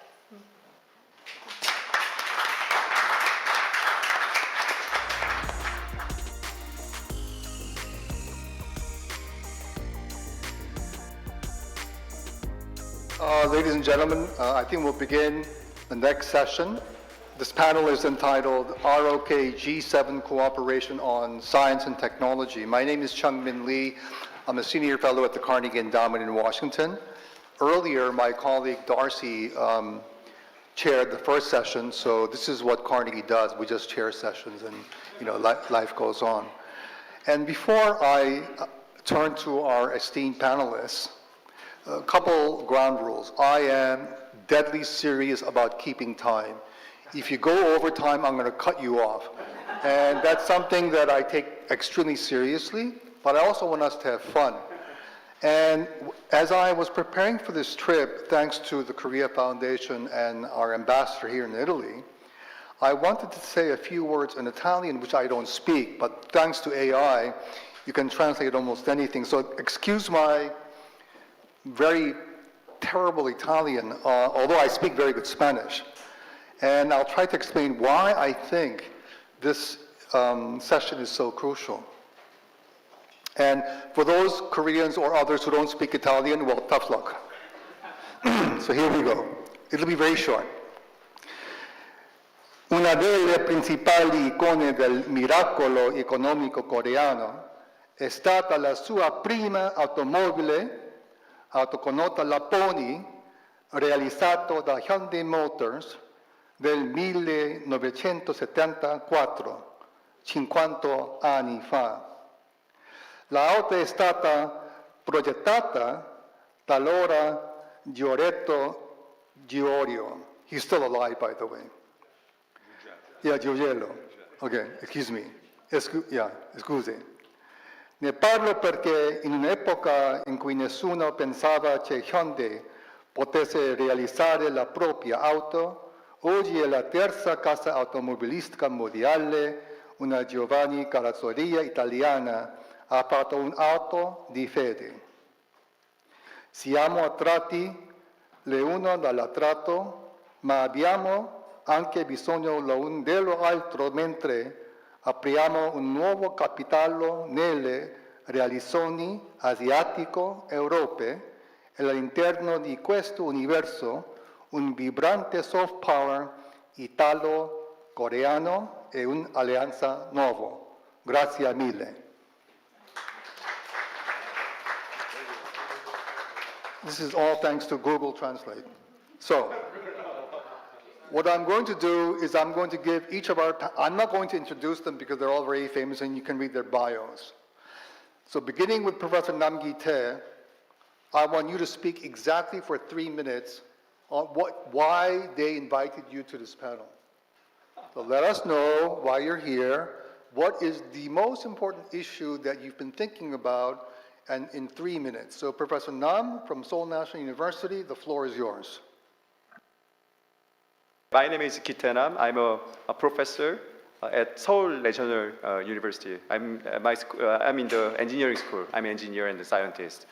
And then also I serve as a member for Presidential Advisory Committee for Science and Technology. And then So 2 years ago, I was picked by President Yoon to serve as one of the committee member, a transition committee member, where I plan about the whole R&D or science strategy for the Yoon's government at the starting point. So today, so I think the most important issue for the science and then technology collaboration is about climate change and then some AI. So I think that so climate change. So as we see some Hiroshima summit some result. So the many some leaders agree with how to collaborate for the climate change. Also, as we already discussed, we need some regulatory platform for the AI. Also, we have to discuss about how to encourage and promote some AI-related technology, including the hardware and software. So that's the way, the topic that I want to deliver. Yeah. I'm very surprised that as an academic you kept time to under 3 minutes. Yeah, sure. I'm very proud of you. Next is Dr. Nanaye, please excuse me if I'm mispronouncing your name, Dr. Nanaye Baldauf. She is a Japan Fellow at the NATO Defense College. Thank you so much for, no, you pronounced my name correctly, Nanaye Baldauf. Nice meeting you. I'm very happy to be here. Thanks for the invitation. I just joined the NATO Defense College this March, so I'm very new to Rome. But I think at the moment, my research topic at the NATO Defense College is NATO-Japan relations, but NATO-Japan specifically on space cooperation. So, but that's not the topic I'm going to speak about today. I think I'm invited just simply because I'm Japanese also, but Japanese researcher in Rome, you don't find them, I think, not by just walking down the street. So thank you for the invitation. I'm looking forward to the discussion. It's been already a great day so far. Thank you. Well, it's a real pleasure to have you because I think amongst Koreans in this room, I am probably the most pro-Japanese academic. I spent 2 tours in Japan, but my Japanese is Starbucks level. So I can't go beyond that. So it's great to have you on board. Dr. Son Ji-won from KIST. Good afternoon, everyone. I am Ji-won Son from Korea Institute of Science and Technology, KIST. And then I would say like KIST is the first government-funded research institute in Korea. And then it is the only multidisciplinary national institute in Korea. So the reason why I'm invited here, actually I'm a researcher working in the fuel cell technology, which is related to the hydrogen and also the future energy sectors. So, and also as I just changed my position. Before I was dealing with the international collaboration affairs of the KIST. And then the reason why I'm invited here is like to talk about what's the activities, like what's the international relationship that we can search for the R&D collaboration with the G7 countries. So I think that I can talk a little bit more about that, especially the field that I majored in, like hydrogen technology and also energy transition. So that will be the topic that I will talk about. Thank you very much. Thank you. Next we have Professor Antonio Calcara, is that right? Yeah. Perfect. Now you are proficient in Italian, you know, like able to pronounce. Molto bene, molto bene. So I'm Antonio. I'm the head of the Geopolitics and Technology program at the Center for Security Diplomacy and Strategy in Brussels, and I'm also a research professor at the Vrije University. I think I was invited here to talk about technology. So for my research, I focus on technological competition between the United States, China, and Europe. And I will talk more about that, especially concerning semiconductors and artificial intelligence. Thank you very much. Next, we have Dr. Enrico Zampolini. Good afternoon. I am Enrico Zampolini. I am the System Engineer Director in Thales Alenia Space Italia. And I suppose that I'm here to tell you a success story concerning a fruitful cooperation that we had with the Republic of Korea in the space field, and that could be applied also to other fields in scientific, science, technology, or also military. We had a long collaboration with the Republic of Korea since more than 2 years, and so I will tell you this story. Thank you very much. Last but not least, Mr. Yoon Park from KAI. Hello, everyone. I'm Yoon Park from Korea Aerospace. But to begin with, I think I need to start my complaint on Dr. Lee, who was supposed to do introduction for me, and I'm doing his job now, right? Okay, so I'm working as an executive vice president of Korea Aerospace Industries, and thankfully I am leading the project for the upcoming new aircraft for the future, while I'm staying in Torino at the moment. Okay, so I'm going to talk about a bit of aerospace if you have interest today. Thank you. Well, thank you very much. As you can see from the table, the only person who doesn't know what he's talking about is me. All the others are esteemed engineers, scientists, R&D, and so forth. But all kidding aside, I think it would have been impossible to envision such a meeting 10 years ago, because the EU would never have considered Korea as a critical R&D partner. And Korean companies were not really globalized to the extent that they are today. And the fact that we are now able to have government policy, we have corporations, and we have research institutes and think tanks that are talking about economic statecraft and the importance of technology is something that I believe is going to become the most important agenda over the next 10, 15 years.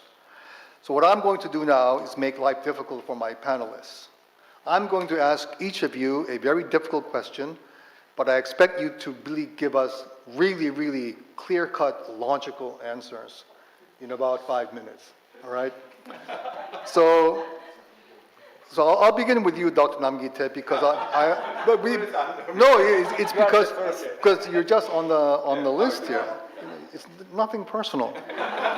So my question to you is this: why should South Korea cooperate with the G7 on science and technology when actually we are competing with each other?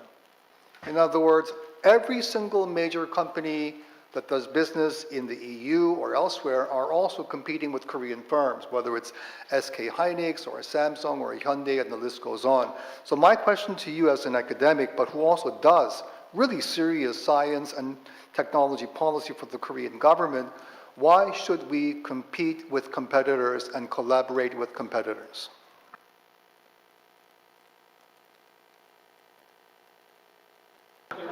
Yeah, it's my honor to be the first, always. Yeah.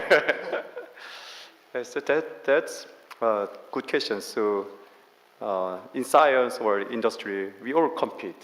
Yeah, but collaboration isn't truly necessary.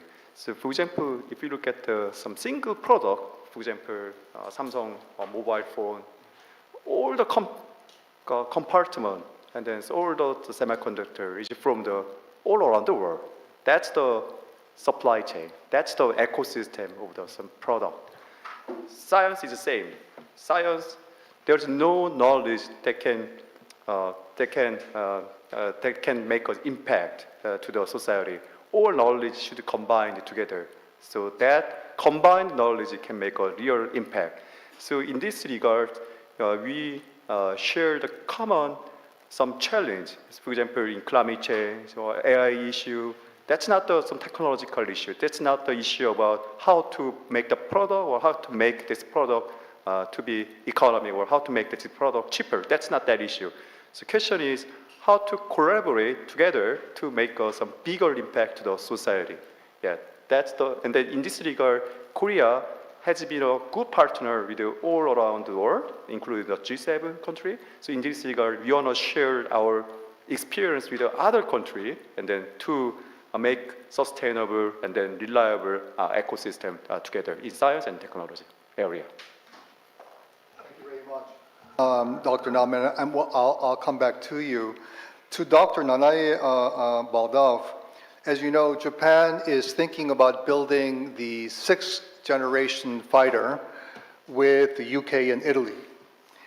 And the plan, as I understand, is to have that aircraft operational by 2035.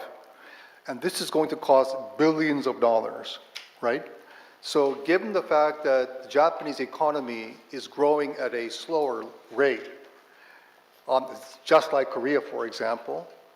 Where are you able to find the funding, do you think, to sponsor this mega project, which is in many respects, if it succeeds, it will be the single biggest defense endeavor in post-war Japan? Yeah. Well, thank you. I think it has to start with the mindset change. And this mindset actually is a realization that after the Meiji opening, so 1855, 1858, Japan realized that in order to become a strong nation, you have to have a strong army. So rich nation, strong army concept that drove Japan to, at the end of the day, to the defeat of the war and the militarization of the Japanese, of Japan. And so since then, it has become a very taboo, basically, right? There's a Japanese saying that kusai mono ni futa, so it's something smelly, you put a lid on and you put it aside. So that's the military, that's the concept. That's been the sort of the taboo that we have lived with since the war. However, dividing military and technology, I think Japan tried to do this for all these years. You know, dual use, we can separate. But we can't. We can't separate. And there are, I think, for the last 2-3 years, really since, well, of course, thanks to China, really, for being so aggressive, made us think that, okay, I think we have to go back to this strong nation, rich army, with democratic qualities, perhaps, with an added something that Japan has learned from the post-war, or from the war experience. So obviously, Japan is a reborn, in a way, and I think GCAP is a really, it's sort of a single most visual project of that mindset. So if the people on the ground realize this mindset, then I think the money will come. Thank you. That will be music to the companies who will be in the forefront of making that particular jet, right, over the next several years. My next question then is to Dr. Sun Ji-won from KIST. And she was being a bit modest because she is now in charge of overseeing research and development projects at KIST, which has at least 600 or 800 researchers. So she has not just a full-time job, she's got to manage this huge project. So my question to you, Dr. Son, is that Korea has been a very good fast follower, right? And some people say we are really good copycats, although I think the Chinese have basically won that medal than us. So my question to you is, as you look into the S&T frontier, which areas can Korea become not a fast follower, but a pioneer? What areas do you believe that South Korea's technology can really become a leading edge technology in the next, say, 5, 10, 15-year period? That is really a difficult question, I would say. Well, as you said, like, well, we are very good at fast followers, and then, well, we just had this conversation because we had a role model in front of us, and then we are so efficient, especially the Koreans. They were extremely efficient to follow that, like, footsteps, and then just to reach to the top and the extreme levels of this, the completeness of these technologies. I think the weakness of the Korean researchers recently is that, like, they have never experienced the realm that they have to go up front and then to make the first frontier of any technology. So you are asking that, like, what will be the what will be the potential candidate of the leading technology that we will have? As well, I would say that, like, the government just announced, like, 3 game changer technology. Yeah, Korean government. And then one is the AI semiconductor. The second is the advanced biotechnology. And the third is the quantum technology. Yeah, quantum. So I would say because of the semiconductor manufacturing capability, most of the researchers in Korea believe that they will take the lead in the AI semiconductor and also the quantum technology, because that also related to the manufacturing technology. But I would say we will have some potential in the biotechnology because of this educational power. So we have more than 10,000 PhD students graduated in Korea from the University of the Korea. Within Korea? Within Korea, only within the Korea. So that's humongous numbers, I would say. And then more than 50% of this PhD majored in biology. So I would say this manpower can be a good seed for that kind of advanced biotechnologies. That would be my answer. Thank you very much. To Professor Antonio Calcata, my question to you is, as we face the AI revolution, this is going to change almost every facet of our economies, but particularly defense industries, because of the advent of dual-use technologies and so forth. So from your perspective, as an academic, but also one who studies the nexus between geopolitics and technology, how do you think AI is going to disrupt Italy's and the EU's defense industry? And what type of reforms can you think of that will offset or mitigate some of the harshest consequences? Yeah, so very, very difficult question. I would like to make one point about the nature of the technological change. So everyone is talking about artificial intelligence. So what is AI? So basically AI at the most superficial level is software, right? So a set of instructions that we give to machines and data, right? So every AI system, they use software to analyze data. But if we look more into that, actually this software infrastructure is really sustained by a physical infrastructure, okay? So this new AI wave is actually sustained by a new semiconductors wave. So for instance, the use of graphic processing unit in order to power our AI system, and ChatGPT will not be possible, OpenAI will not be possible without the cloud computing infrastructure of Microsoft. So the ability of really storing and analyzing this data. Why I'm saying all this? Because all this software and hardware infrastructure is really energy intensive. Okay, so in order to sustain this physical infrastructure, we need a lot of electricity, we need a lot of water, for instance, in order to cool down our semiconductors fab, in order to cool down our cloud computing infrastructure. So the digital and the green revolution, they need to go together. Okay, and this has major implications, for instance, for Europe, given that we are net importers of energy. Okay, so we need to tackle the two at the same time. I would like also to make a second point about Korea and Europe, given that I've learned a lot, and I think one of the takeaways of these days that we can really learn from each other. So, for instance, what we need to learn from Korea in Europe is how to innovate, right? So Europe is launching massive programs in order to innovate in these sectors in which Korea is already very advanced, right? So we are putting a lot of money to innovate in semiconductors. We're putting a lot of money in innovating, for instance, in electric batteries that are so crucial for our European automotive industry. And I think we can learn a lot from the Koreans on how to mobilize public and private investments in order to innovate more. And I think that the Koreans can also learn something about Europe, especially when it comes to regulation. Right? So in Europe, we talk all the time about regulation and standards. There is a debate in Europe if this regulation is actually impeding more innovation. I see this as a very false dichotomy. I think the two need to go together, and I think there is a lot of room for shared regulatory framework between Korea and Europe. Third point, and then I'll go to the defense industry, but that's related about the challenges.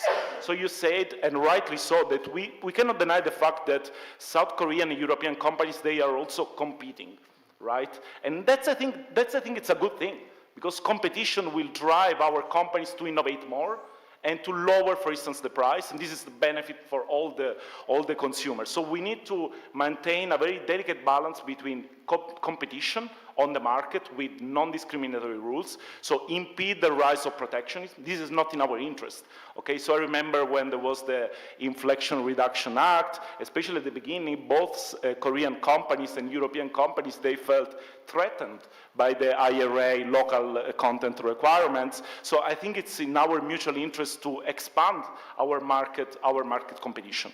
What we can do, and that's also a point that is valid for the defense industry, given that in Europe there is a debate that the Korean companies, they're exporting their arms in Europe and people are worried. I will not be worried, you know, like, because again, competition will drive prices down and will actually lead to more innovation. What we can do, and that's a very pragmatic suggestion, is to cooperate more in the early stage of R&D process. For instance, I know for sure that Korean companies are involved in our research programs on semiconductors. So that in the European Chips Act, there is the openness for Korean companies to collaborate, and we can do more also in military technology, right? I think that's crucial. Cooperate from the beginning. That's the most cooperation by design, or we can find different labels to do that. But I think that's crucial, and that's a crucial thing in order to maintain this very thin line between competition on the one hand, but also the possibility to cooperate in order to face shared threats and a very difficult and competitive environment. Thanks. Thank you. Dr. Zampolini, since you are in the space field, my question to you is, in the same vein of the AI revolution, everybody is talking about new space. You know, the Korean government is extremely interested in new space, although we only have, I believe, 0.7% of the global market. And this is going to become a huge industry over the next 10, 20 years. So my question to you, sir, is, do you believe that if Korea can cooperate with the EU and in particular with Italy on space, is that a growth industry? And how are you able to make that into a positive proposition both for Rome and Seoul? Yes. Thank you. This is what we are exactly doing. Sorry. We are exactly doing. So we, as I mentioned before, we had a long collaboration with Korea in the space since more than 2 years. And what we did in the program that I manage, and then I will tell you, we did a transfer of technology from Italy to Korea. And, but we did it in a very, let me say, smart way. So we permit to the, so for sure the requirement of the Korean government were very clear. They want to have a program localized in Korea to permit to the Korean industry to grow. So we put in place a very comprehensive transfer of technology plan, and this was a win-to-win approach because we got a contract for sure, we got money, but now the Korean are not only customers, but are also valuable partners for sure for future cooperation. When we'll get a contract, we'll get the contract in the future, we'll not look only to the European and the American company as suppliers or partners, but also we look to the Korean ones. That is very important. Thank you.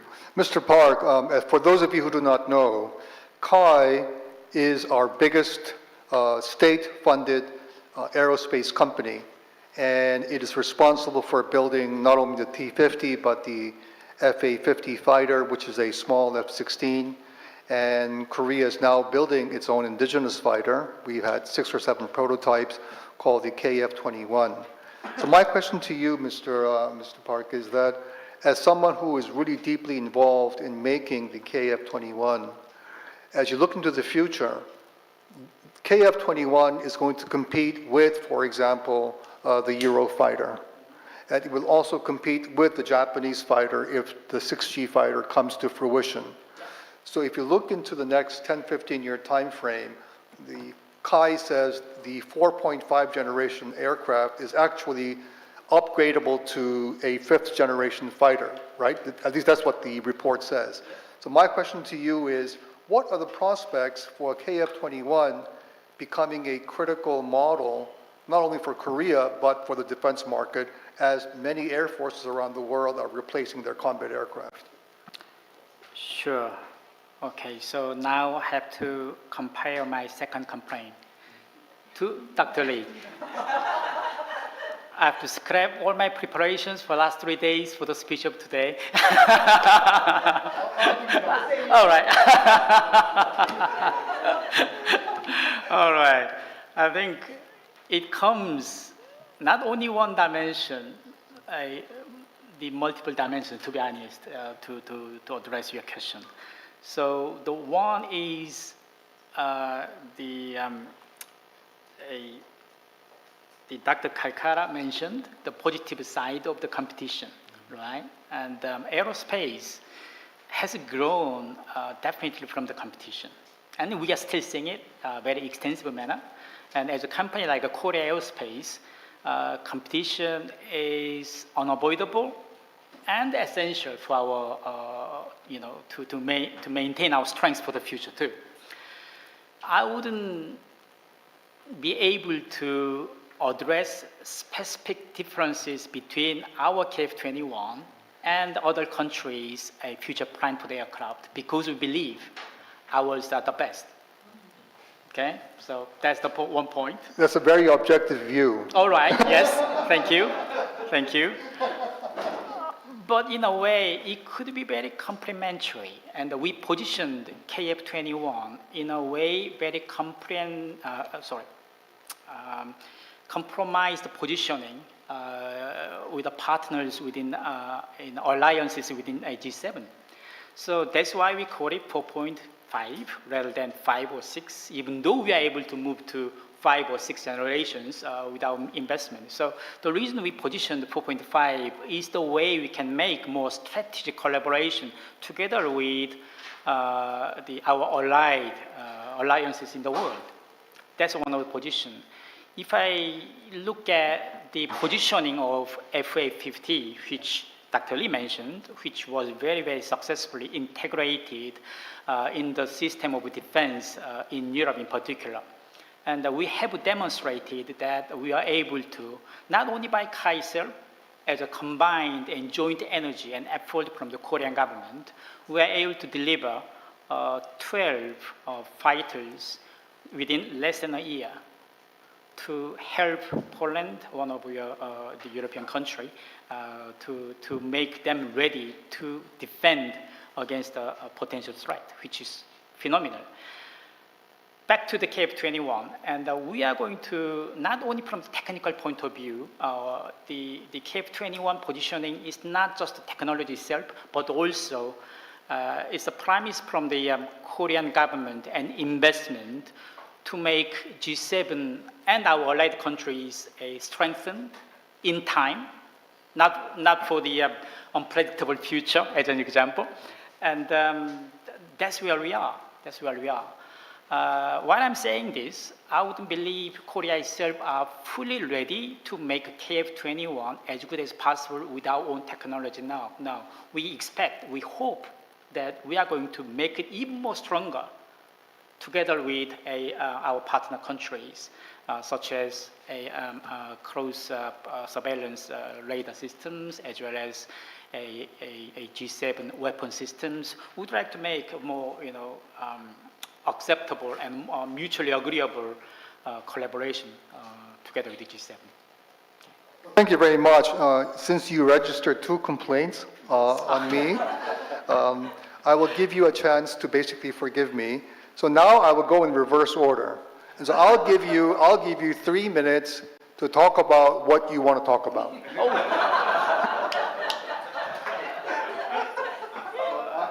I'm erasing your complaints that you have already registered to me. Okay. Now I have to compile my third complaint. Right. To begin with, the aerospace and defense are not separate. They're very closely linked and related. And yes, we can talk about energy and energy revolutions, we can talk about the batteries, we can talk about the renewable energies, and AI in particular. If you turn on the news or YouTube, whatever the program, the mass media is actually cramming the AI into your brain every second. And to me, okay, what does that mean? What does that mean? And again, Dr. Kalkara, mentioned exactly what's the boundary of AI. What's the definition for our life? It's very struggling. But defense is very obvious. It's a very obvious part of our life. Not only the policymakers, for the normal people, normal citizens like us, defense has a significance in our daily life. And that's the reason why I chose aerospace as my career. That's why I chose a Korea Aerospace who need to be ready in time, who need to be keen to make ourselves stronger, not only to the threat of our north part of the country, but also to make ourselves positioned closely together with our alliances. I think that's the definition of aerospace, and that's why I like this industry. And back to the defense. The most recent happenings in this world, which we are seeing on the news, are totally unexpected. It just happened all of a sudden. And if anyone who are able to predict what regional conflict is going to happen tomorrow, probably he can get the Nobel Prize. Yeah, so it's just unpredictable, and that's where we are. And from the aerospace standpoint of view, I hope everyone appreciate the Korea's effort to move into more global way of defining aerospace strategy. It's not only for us, but for all of us. Okay, that's what I'd like to emphasize. Thank you. Dr. Nanae Baldov, you're the first Japanese national at the NATO Defense College, right? Right. So before I give you what you want to talk about, why did you go? And I think it's great that they have you. So can I just ask you briefly how you were recruited at NATO Defense College? And then I start what I prepared because I have my paper ready. So. We are all frustrated. Yeah. Extremely frustrated. Right. Exactly. So, so I am at the NATO Defense College. There are several frameworks, and one of them is called the Partners Across the Globe Fellowship, and to which South Korea is also a member. So I had this idea of NATO-Japan cooperation, but specifically on space cooperation, because that is an area that is already specified in the bilateral cooperation program that was signed or upgraded in 2023. But there is no content. So I came up with the content, and then this was picked up by the research division, and they liked it, so that's why. So yeah, great. So thanks so much. I would like to talk about, so I, of course, never thought about G7 vis-a-vis South Korea.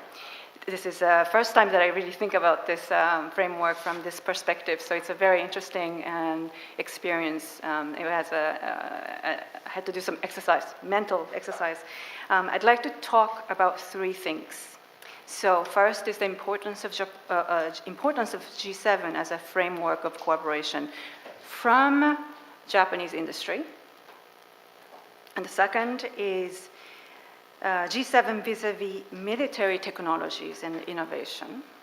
And the third is, can Japan, Republic of Korea, and Taiwan be a deterrent given the geopolitical landscape? So first is about, there's been a survey done by the Institute of Geoeconomics in Tokyo And one of the question is about asking about 100 Japanese companies, not just based in Japan, but also overseas, but about 100 listed companies. And for them, which framework of cooperation or which region is most important for them, to the Japanese companies? First, last year, in 2022, Asia-Pacific was the most important regional framework. ASEAN, for example, was number one, and the second was the US-Japan alliance, and the third was G7. And the first Asia-Pacific was 37%, so a big part of Japanese industries think about Asia-Pacific as being very important. And the second is Japan-US alliance, again, 35%. And G7, 17%. So for the Japanese industry, G7 is a framework, yes, of cooperation, but it's not an institutionalized, it doesn't have a legal entity. It's not so it is a framework for diplomats to talk, but for the Japanese companies on the ground, okay, it's good to listen to, but yeah. But this year, or 2023, a year later, Japan-US alliance became the most important framework for the Japanese businesses. Yes, and then Asia-Pacific. So the number one, the first and the second place swapped, and G7 remained the same, the third important. So it's just that the Japanese industry is not really expecting a lot from G7, basically. But that's just one view, but I thought this was very interesting. Second, G7 vis-a-vis military technologies and innovation. And our panel is tasked to answer questions such as, is there room for establishing shared regulatory frameworks? And is there also room for cooperation between ROK and G7 countries in translating technological advances into military innovation? So G7 in terms of military technology and innovation. Now, we have to, of course, define what innovation is. And I'm specifically talking about military innovation, right? Not just innovation. So the definition is that it's the transformation of ideas and knowledge into new and improved products, processes, and services for military and dual-use applications. And one of the nature and characteristics of defense innovation is state-led, state-dominated, top-down, and techno-nationalist. So the development of defense and security-related technological capability was really confined to national borders, of course, and especially for key technologies such as submarine and space-related technology, this was really a national thing. Now, looking at South Korea's Indo-Pacific strategy that was published in December 2022, I find very interesting phrases. One of the 9 lines of effort is the field of science and technology.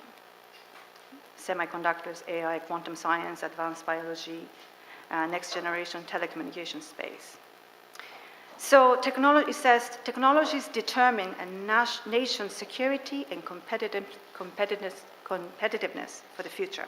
Ultimately, they will be conducive to a free and prosperous region when used in the service of fostering cooperative international relations. So there, I think we find this national, very boundary, domestic, but at the same time, on the other hand, we have to cooperate with like-minded nations, right? So there are 2 case studies that I think it's important and interesting in this, from this perspective. First is the AUKUS partnership. As you know, AUKUS is the UK, US, Australia to provide the advanced capability submarine for Australia. But there's a second pillar, right, which is the advanced technologies. And just a month ago, the 3 countries were considering to have Japan on board. Well, this was about 2 months ago. And then a month ago, South Korea is considering to be part of the second pillar. So there is this AUKUS, which is completely outside of G7, but it does involve a lot of G7 member states.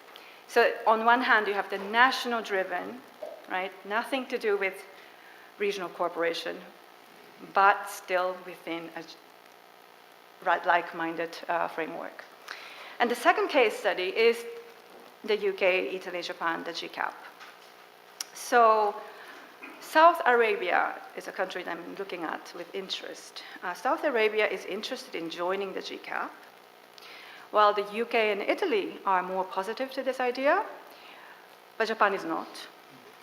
And at the same time, South Korea is in talks with Saudi Arabia.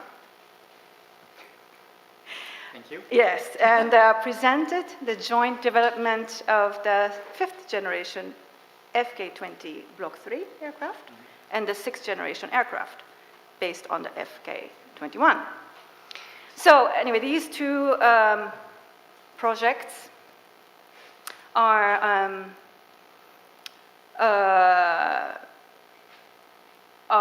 on one hand, it really represents sort of a very national-driven, but at the same time confined to very close like-minded states within G7 and the very close partners of G7. So, and the sharing of sensitive military technology, of course, is what's next, I think. This sensitive technology in the US is, of course, governed by the ITAR, as everybody knows, and which has been a hurdle for cooperation. For AUKUS, the US State Department is proposing to relax these rules to reduce some administrative burdens. So in this perspective, establishing some sort of standardization and technology norms within the G7 framework might be desirable. And lastly, I think the missing piece is for Japan and South Korea to have a closer cooperation in science and technology, and including Taiwan from Japan's perspective. And that because that would be a deterrent instrument to what's already happening between China and Russia, technology cooperation. If they are overcoming their mistrust and distrust, if they can do it, we can do it too. Thank you. Okay. Now that you have used up all of your time, there will be a deficit as we go on. I'm just kidding. Oh, now, Dr. Son, you told me that you were very frustrated because of me. But my job as a chair is to make people very frustrated. But, they all, I don't want people to just read a speech, then why do we have a conference? You can do that basically by Zoom, but I'll give you your due. So you can speak on what you want, and then you can then forgive me. Thank you, Professor Lee. Because I prepared this whole script, but if I read this, then that will consume more than 10 minutes of our talk. So I would just emphasize, because I was planning to talk about what's the reason that ROK is really a potent partner to the G7 in terms of the global collaboration. And also I will give you some examples, we already have very active collaboration with G7 countries, so that may intrigue your interest. So actually, ROK is quite interesting country. I told you that KIST, my institute, was established back in 1966, and it was a gift from the US government because President Park at the time decided to dispatch the troops to Vietnam. The interesting thing is that we just barely escaped from the Korean War, and then Korea was demolished to the ground at the time. So President Lyndon Johnson thought that the President Park would ask for some bridges or the buildings or something like the railways and so on. But the President Park just asked him that we will need an institute for the science and technology. And then the Korea development model is always kind of interesting model to the developing countries because science and technology drag the economic growth of Korea. Now, because the Vietnam was also impressed by that, so the Vietnam government asked Korea to build their national research institute following the model of the KISS. So now they have VKISS, Vietnam Korea Institute of Science and Technology, by the ODA program. This is up and running? Yeah, this is up and running. The first phase was successfully completed last year, and now we are in the bridging phase, and the second phase will start 2026. And then ever since, like, Korea people think like science and technology are kind of savior of our nation. So we put a lot of investment on the R&D. So we are in second in the R&D investment per GDP, following Israel or worldwide. And then I would say the Korean private sector and governmental investment total 85.46 billion US dollar, and is second in the whole world. And the ROK holds the 12th position in the number of scientific articles, representing 3.34% of the world's total output of the scientific article. So this means that we have very strong manpower in the R&D sector, and as I mentioned, that we have more than 10,000 PhD students graduating every year from Korean universities.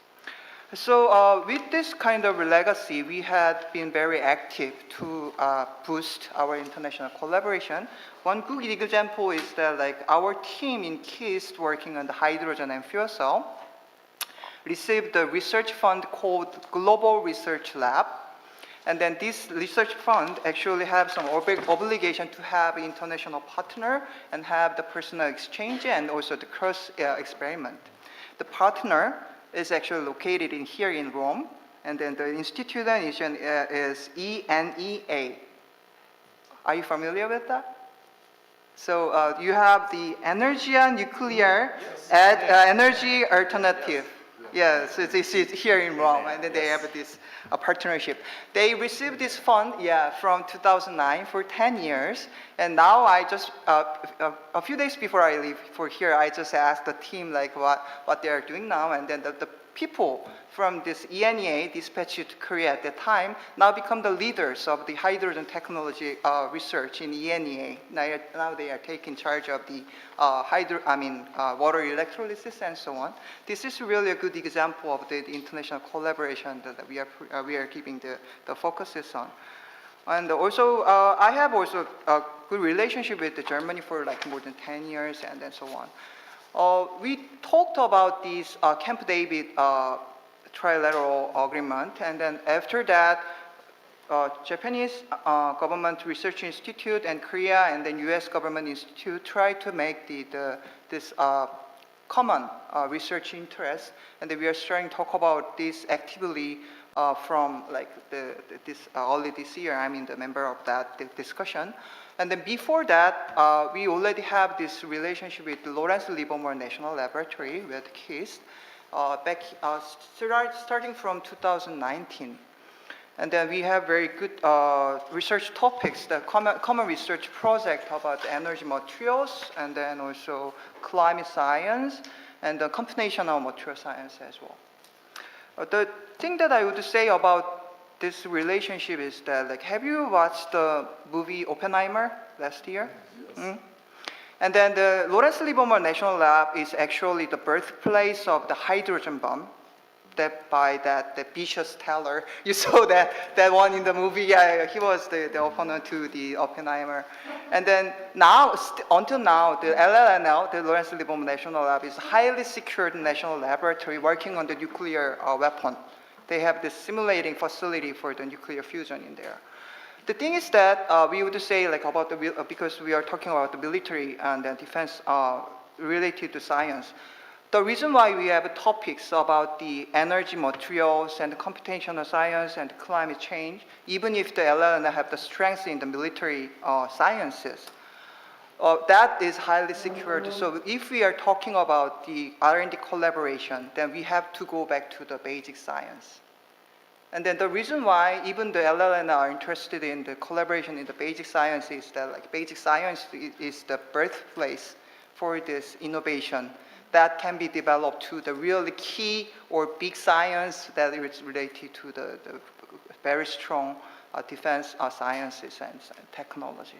So I would say, like, it would be really as I mentioned, Korea is really an attractive country to work with, especially in their R&D, scientific and technology sections. And then if we have, and now the Korea government is really dedicated to push more to the global collaboration in their R&D to make the innovation. So I would say, like, if we can take the chances with the G7 countries and the ROK, then that would be really a good opportunity. So we can kind of tackle together to solve the conundrums in the science and technology. That would be my. Thank you. Professor Kalkana?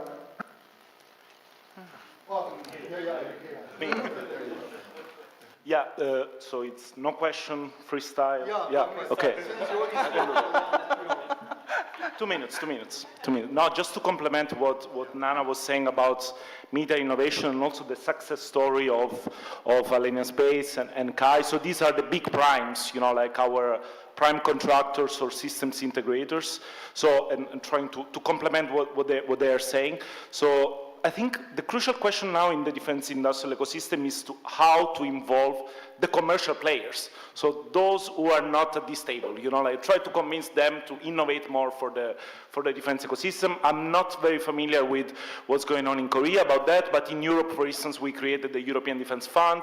NATO created Diana, that is based in London. So what they're trying to do is trying to incentivize these new companies that are actually the companies that are innovating the most in artificial intelligence, in all these kind of technologies that we mentioned before, to collaborate more with the defense ecosystem.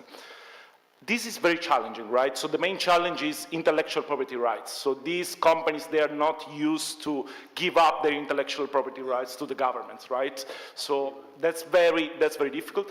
There is also a bureaucratic element there. So these companies, these new companies, especially small companies, they do not have like the expertise to really deal with the government. That can be very bureaucratic, cumbersome sometimes. And third, there is also a cultural element that we need to discuss. So some of these companies in Europe, this is also valid for the United States, for instance, some companies in the Silicon Valley, they are not comfortable with working with the government, with defense, right? Because they come from a very different culture, they are not very comfortable in producing arms and so on and so forth.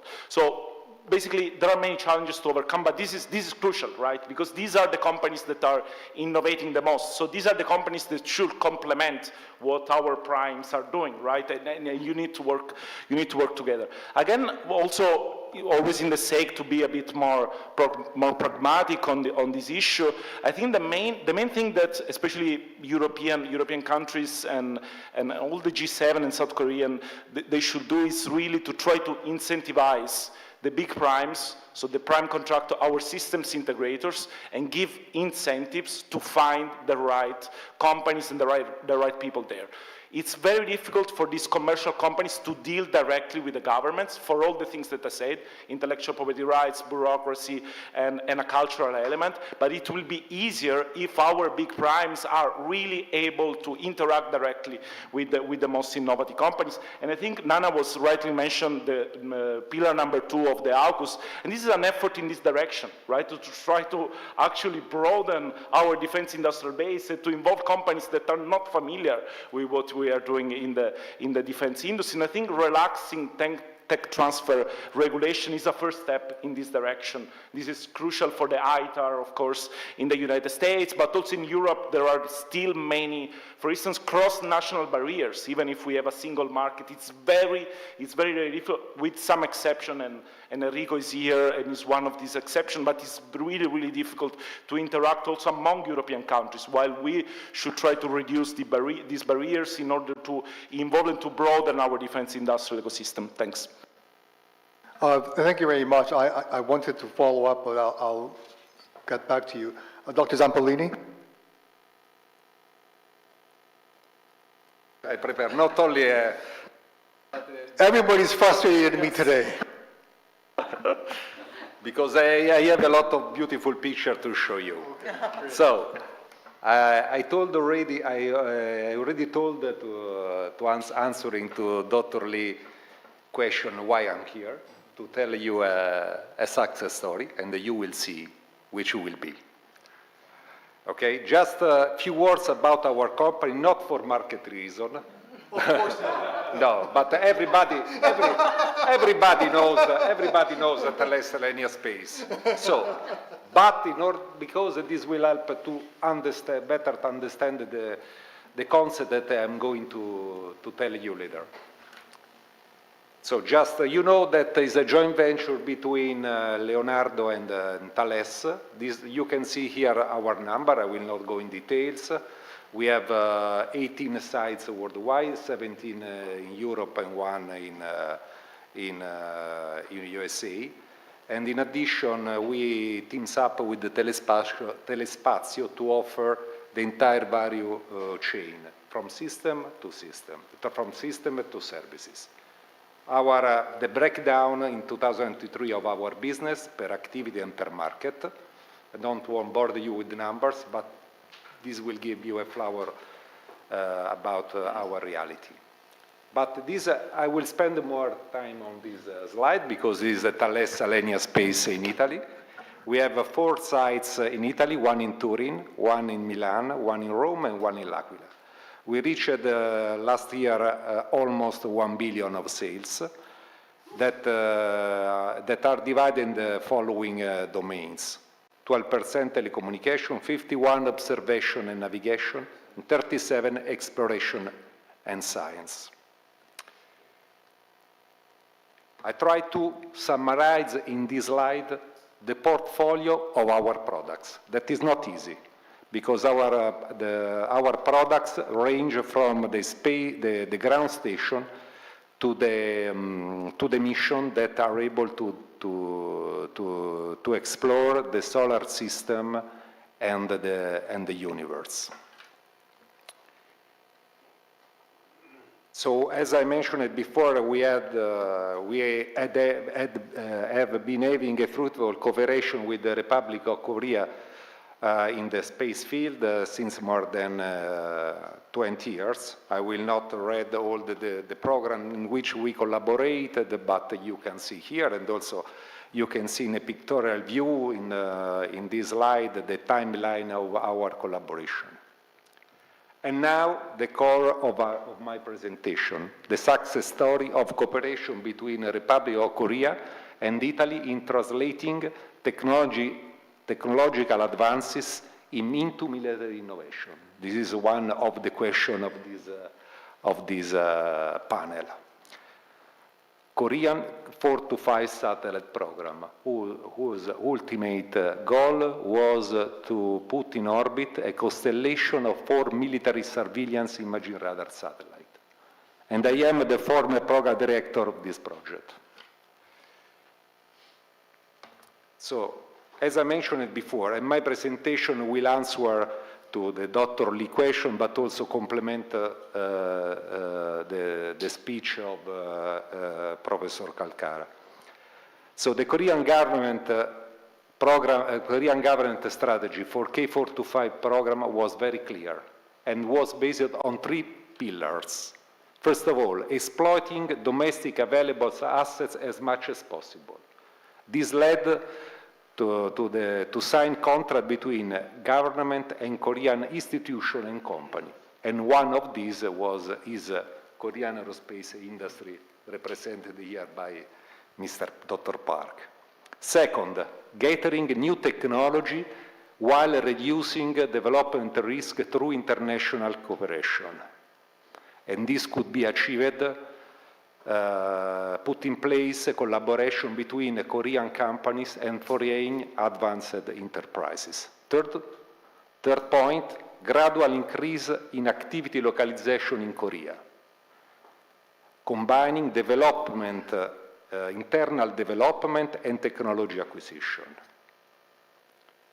We were selected as an international partner in 2018, while the program started in 2019. Why? Which are the reasons why we were selected? First of all, we had a technical solution that was able to meet the Republic of Korea's stringent requirement. Our high-efficiency radar 1000 is our product. 1000 stands for 1 ton, the mass of the satellite. We had the capability to overcome the challenges, we demonstrated problem-solving, flexibility, readiness, and commitment for cooperation. And now, how we put in place this cooperation? We define a strategy to transfer tasks, Thales Alenia Space, technical solution and technologies in Republic of Korea to meet the customer expectation while minimizing the risk. We were able to get the export license from Italian national authorities. It's not a trivial job.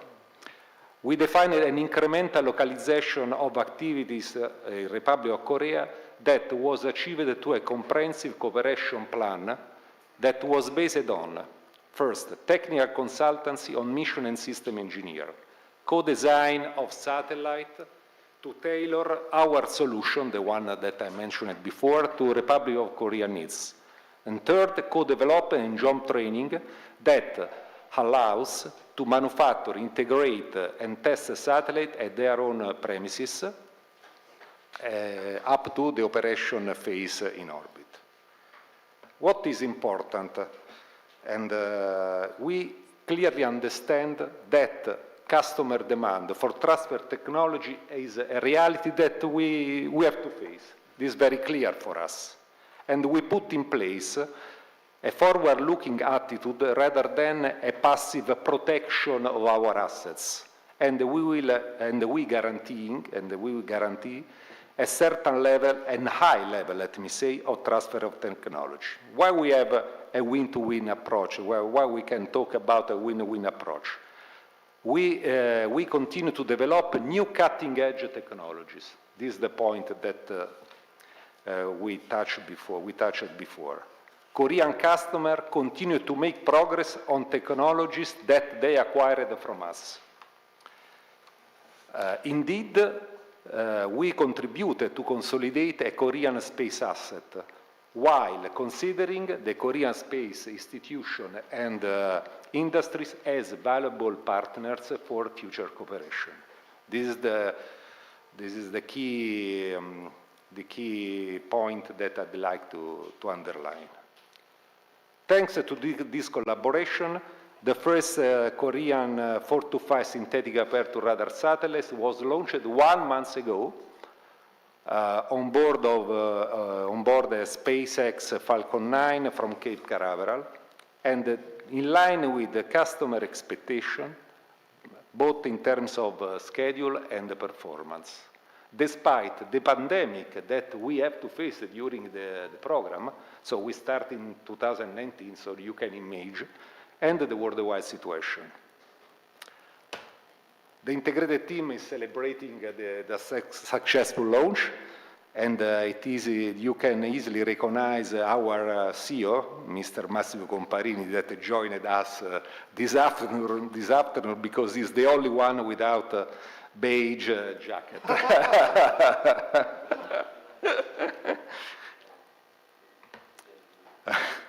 So, we strongly believe that this success story may pave the way for future fruitful cooperation between Italy and the Republic of Korea, and more generally between the Republic of Korea and G7 countries. Yes, you have the jacket here, yes. And this can be extended to other scientific, technological, and military domains. Which are the areas of future potential cooperation in the space field, I mean? For sure, observation, navigation. I already mentioned observation, navigation. We are the prime contractor Galileo system, the navigation, the European navigation program. But let me mention one domain that is becoming every day more and more important: safety, security, and cybersecurity in space. Potential cooperation area for sure space, but the list is not exhaustive, but just to give you an idea. Potential cooperation area for sure space situational awareness, satellite protection against in situ intentional threats. You can understand that in the worldwide situation, this could be soon a problem that we have to face. In orbit, active defense is something that really doesn't exist, or in my knowledge, it doesn't exist yet, but we have to think about. And then debris removal. Other domains that are also strictly related to the previous one is artificial intelligence, high-performance computing, and the space cloud. And finally, because I think that my time is over, we can also think to collaborate in the exploration and science. For example, moon exploration, both on lunar lander and lunar scientific rover, and lunar surface infrastructure. I don't know if you know, but we are developing the first space station around the moon. Finally, also, we can think about future collaboration on low Earth orbit commercial exploitation, performing research and development, and in-orbit production in the areas of pharma, biotech, advanced material, on both commercial space station, not international space station, but I'm saying commercial space station, and automated and reusable re-entry platform, for example, our product that is a Space Rider. Thank you, and kamsahamnida. Thank you very much. Did you make those slides, or AI made that for you? No, the AI. AI, okay. For sure. Okay. This is why I'm not so frustrated. Professor Nam? So yeah, I have a suggestion. So I got the first question from you, but I'm the last for my presentation, but I want to give my time to the audience. Yes. Because we have only 30 minutes. So during the Q&A session, I can add my comments. Yeah. All right. So let me just turn to the floor, and then we'll get final comments. So, Gordon, you had a question? Yes. But you don't know anything about science and technology. I don't, which is why I have this is interesting. We've had a really good panel where we hardly mentioned China. No. Well, again, we mentioned a little bit, but I mean hardly, right? And one of the interesting things, I'm looking at this from an Australian perspective, the real attractiveness of the Republic of Korea is because they're a trusted partner outside of those same supply chain networks, right? And so the question I have is, looking at this from an Italian perspective, a Japanese perspective, a G7 perspective, how important is the Republic of Korea's relative independence as a trusted partner in terms of technology and information in the coming era, where we may be heading to a world where there are two different bifurcated systems? Okay, Dr. Nam, you want to take this? He asked about it. So. Yeah, well, but he wanted the Korean view first, so I'm asking you. So, Yeah, or else you give me. Yeah. It's very hard. I didn't. Yeah, so I want to remind that there is some pamphlet, I think it is provided by some minister or ambassador of Italy. And then also Dr. Son mentioned that the R&D budget for Korea is second. So do you think whether China spend more money than EU, or EU spend more R&D money than China? China is second. Yeah. So number one is the United States, then China, and then China is very dramatically developing their R&D system, including some private sector and then some public sector. So, for example, so in the morning session we had some discussion about some SARS retaliation from the China. So because of that retaliation, we lost some battery market inside the China. So that's one of the reasons why China battery company rapidly growing up based on some big market inside of China.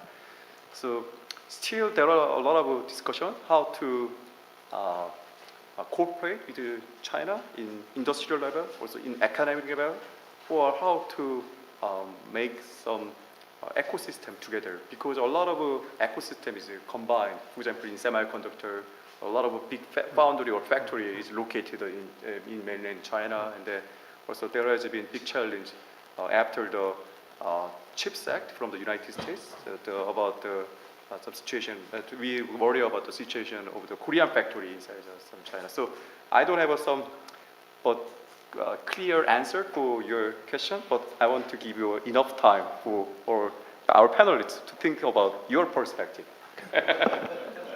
Would you take the Japanese perspective? Okay, I think this is where I think South Korea and Japan are competitors.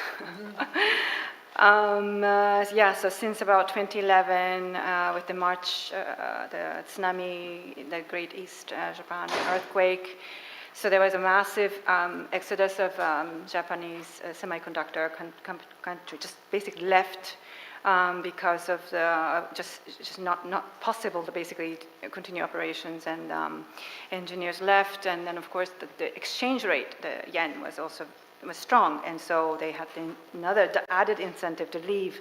However, this is now reverse, with the yen being cheap. And I think that the Korean Peninsula situation, North Korea openly saying South Korea is an enemy state, it doesn't provide a very peaceful economic landscape for companies to operate.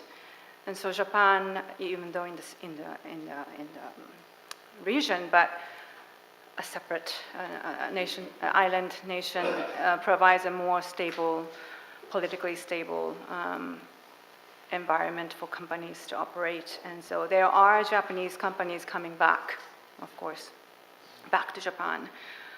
So so for not only for its own revenue, but also for the national security interest, of course, to support the Japanese government's intention to strengthen supply chain resilience. So Japanese companies have finally understood that sometimes these national security imperatives matter more than short-term economic gain. Yeah. Son, do you agree with her?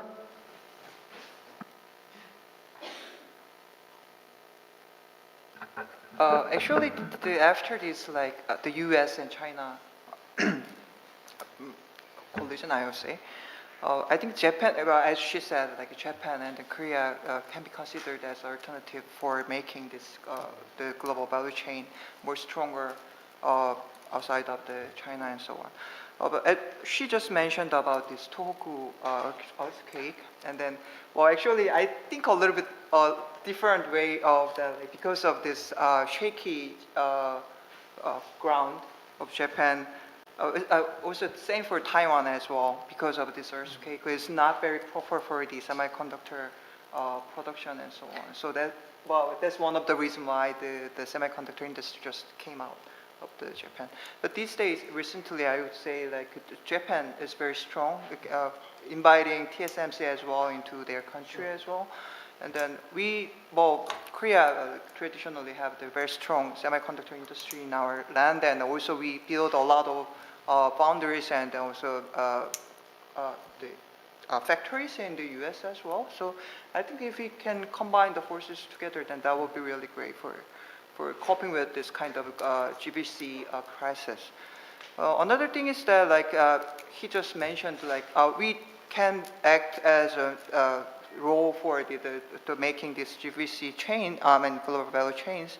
But as we had this guest from the Helmut Association of Germany about a month ago to Korea.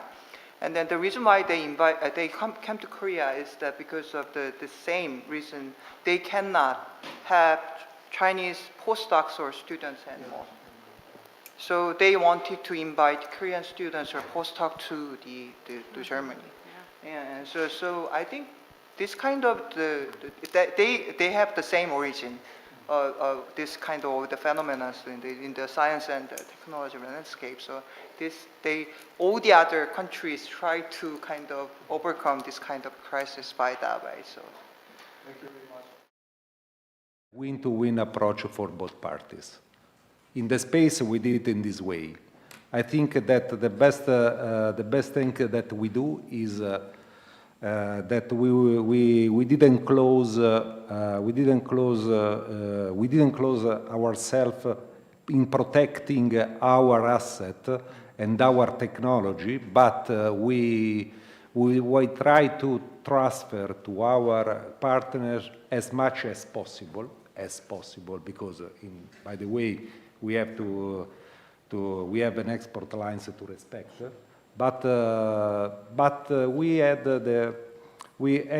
every time have in mind the fact that what we are transfer to our partners one day will be important for us, because they will become valuable partners from the other side. They can become part of our production chain. This is the only way that this is the way that we did, and I think that that can be enlarged to other, applied to other fields, not only in the space. Mr. Park, do you have any comments on this? Well, that's very good question. In a way, one single answer cannot meet her expectation, okay? So that's the way. But every international collaboration is not easy, you know. Yes, you saw very nice and lovely pictures of the outcome, yeah, of the collaboration. But behind the scene, there are huge amount of meetings and discussions and energies and conflict and debate, which is enormous. Actually, it was incredible journey to come to this point, right? But we succeed. We are absolutely. This yes, is why. Absolutely. So we have to. So we fight. We collaborate, and at the end we succeed. I think absolutely. That's the key message. We found the right way to collaborate. Absolutely. At the beginning, it was very difficult also to understand one to each other, because the culture is different. Yeah. But at the end, not so different, we discover. Sure. Not so different. Well, that's why the Korea and the TASI has maintained over 2 decades of collaboration so far. Yeah, thank you. How much is collaboration between Europe and countries outside of Europe? And why? And to Korea, how much can you assess the collaboration level between Korea and Europe and Korea and United States? Can you repeat your first question? Yeah. Is it to Europe?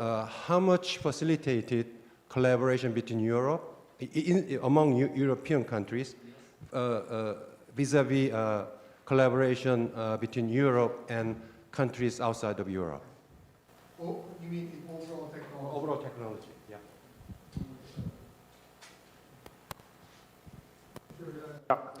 I would like to say one point on the previous question about China, because I think that's really crucial. And I think the answer is yes, so if you want to de-risk from China, we need a collective effort. I think this was very clear when the United States, they are trying now to impede to China to produce 2-3 nanometers semiconductors. They needed to convince their allies to do so, right? So this was crucial. Japan, South Korea, also in the Netherlands, right? So they had to convince SLM not to export lithography machines. So if we want to de-risk from China, that's crucial for South Korea. That's especially important for electric batteries. So you rightly say that for Italy, like the automotive industry is a matter of pride. But if the European industry wants to be competitive, and if we don't want to rely on electric batteries that are produced by China, of course Korea is the other main producer. So I think the link there is clearer than your question about EU-South Korea cooperation. I think there are. I was mentioning this before. There are already some very good examples of collaboration, for instance, among researchers. Given that my main role is a researcher, and I think there are already some established framework for cooperation, and that's for me is the first thing to do. So collaboration among universities, really at the early stage of the R&D process, and then perhaps I will leave at that, and I will let Enrico to answer to the more practical question about industry to industry cooperation, because he's the right person to do so. I don't see any difference between working with a European company or Korean. So no issue, no obstacle. Or let me say, They are, our Korean colleagues are very pragmatic, so I enjoyed to work with them, no issue at all. Probably was the best program that I did. You know, one of the hallmarks of a successful chair is to end on time, or even before, and I am right on track to end on time. But I will ask all of the panelists for their final thoughts, and I'll go with Mr. Park at the end and go down this way. So final thoughts, and then I will say a few words, and then we'll end. Okay, I'm not sure whether I need to complain or not, but right. As a final comment, I think, you know, yes, I was born in Korea, but I worked 25 years in overseas. So my living in the UK for 20 years, 21 years, and I live here in Torino for 3 years now. And I witnessed such a rapid and incredible expansion of the name of Korea, every part of our life. As a Korean-born nationality, I'm really happy with that. And not only for that, Korea is now just name of the country. It's the name of the brand embedded many parts of everyone's life in this globe, which made me really, really happy. I wouldn't believe the countries like G7 regard Korea as a competition, but it's a really trustful, collaborative partner which can be more, design more exciting journey together for the future. So I'd like to make my final comment as a, let's forget about competition, let's look at the collaboration. That's my final comment. Thank you very much. Dr. Baldauf? I'd like to end on China. I think that there is, we're forever eternal neighbors. So speaking about these emerging technology and critical technologies, of course, it's de-risking, but at the top level of a sort of a regional vision that Japan has, which is the free and open Indo-Pacific, is a grand one. It's a very grand view that Japan could say, and that's because it's based on history. It was never really part of the Sino-centric order, and I think that that's where the legitimacy comes from, that supports Japan's free and open Indo-Pacific, and the goal is to incorporate China into our regional order. So, former President Abe said this. This is very much. It's not really discussed right now because it's so there's a lot of tension. But when you step back and take a deep breath, it's important. So I think we have to continue working and then keep hoping for the right moment to come. Where I guess that's our regional division. Yeah. Thank you. I would say it's a pity that most of the students in Korea wants to go to the US for their higher degree. So actually the Koreans are quite ignorant to the US, to the Europe. So I would say it's really, we have a big chance to be more collaborative because we will be the associate member of the Horizon Europe next year. As where did you get your PhD from? From Stanford. Sorry. I apologize.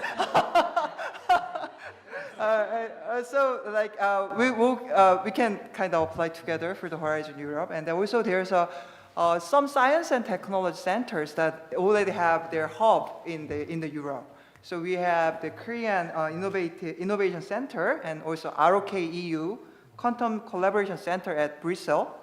And then also KIST Europe, a branch of KIST, is located in Saarbrücken, Germany. So these can be some kind of platforms that we can initiate, and search for the collaboration opportunities and so on. So I would say we are in the baby step, but if we fully utilize this kind of chances and the platform, then we will have a very strong collaboration, a relationship. Thank you. If you got your PhD from a leading European university, I think your comment would have made a lot more impact. Yeah, persuasive, yeah. okay.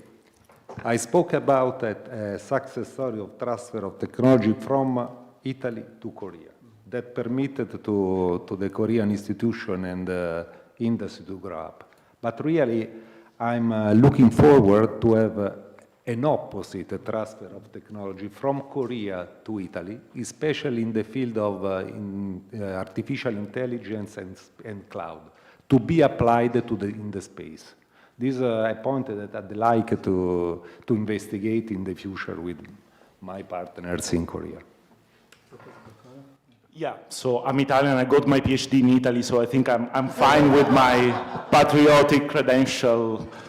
No, just I would like to thank the Istituto Affari Internazionali, the Korea Foundation, because as a political scientist, this is the first time that I'm sitting on the panel with researchers coming from different disciplines and also industry executives, so that's really a great learning opportunity, and I think we need to organize more events like this in order to respond more effectively to the multifaceted nature of the challenges that we are facing, so thanks again.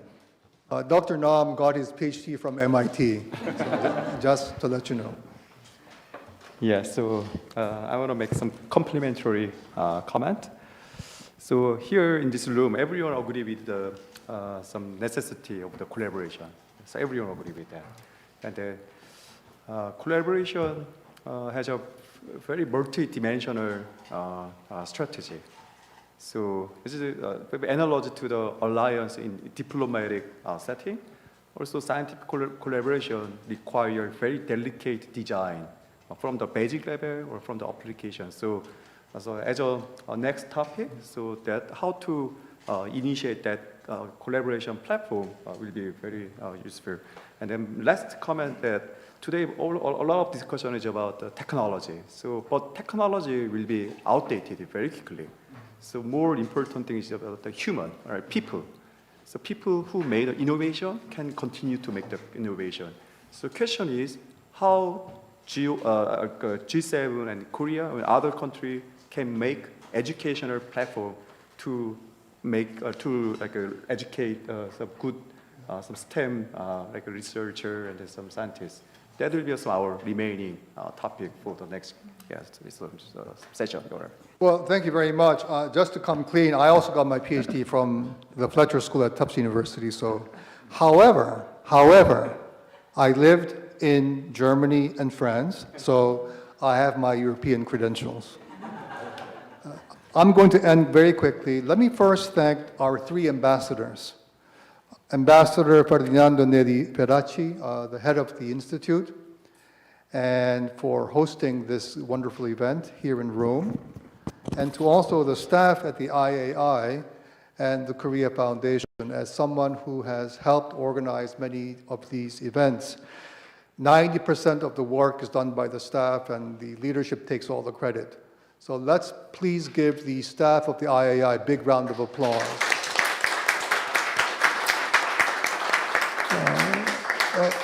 The second ambassador I want to thank is Ambassador Yi Sung-ho, our envoy to Italy. And he hosted us for dinner, which was very nice, although he didn't cook it himself, but anyways, it was very nice. But it's very rare for an ambassador to sit through a meeting like this. They usually give their welcoming remarks and then they go and do their day job. But the fact that he was here most of the day and was very engaging is something that I think really is a testament to not only his professionalism, but the fact that the Korean government places a lot of emphasis on improving and sustaining EU-Korean technology cooperation. And last but not least, Ambassador Kim Gi-hwan, President of the Korea Foundation, for not only thinking about this with Ambassador Pedacci last year, but making sure that this basically happened this year. The second point that I want to make is that companies are in the front line. And so this is why I think the fact that we had Kai, the fact that we have, from TELUS, it really shows you that this kind of discussion would have been impossible 10, 15 years ago. And you're absolutely right, Professor, because companies have to now work with governments. And this is why it's going to drive bureaucrats crazy, right? If the bureaucracy cannot control companies, they're basically nothing to do. So this is something that we have to really think about. My last point is, on Korea-Japan or Japan-Korea technology cooperation, I believe that now dual technology is becoming so prominent that there is no difference between military and non-military domains. That wall is breaking very fast. And so the sooner we are able to realize this, I think will be one of the steps forward in building a more resilient global supply chain. I began this session in my broken Italian and thinking about why Italy was so important. In 1974, Pony got its first design by this Italian, then 36-year-old engineer. He charged $1.2 million. In 1976, Korea did not have $1.2 million, at least Hyundai company didn't. So he had to get a special loan. And Chairman Chung Ju-young said, okay, he's young, but let's go with him. So he betted everything on the Italian designer. So Hyundai sent 6 engineers, and they were in Torino for about 6 to 8 months, learning everything about car design. And that became the basis for Hyundai Motors. And in 1975, the first prototype of the Pony was shown at the Torino Motor Show, which will be 50 years next year. And this is why I think as I came to Rome, I thought, wow, this is really interesting. And so I read up a book written by the Korean engineer who was in Rome, just like Mr. Park is now, but you're doing much more than that, between Korea and Italy. So my final point is, as a political scientist who realizes that whatever I've studied is totally useless these days, this is why it's really important to learn from people who are smarter than you. And the fact that Ambassador Kim, Ambassador Faraci, Ambassador Lee brought us together is something that I think really is one of the critical, sustaining moments of our discussion. So once again, let me thank our audience, our great panelists, and I ask for your forgiveness, but I think we all had a great time, and I look forward to a continuing discussion in the future. Thank you very much.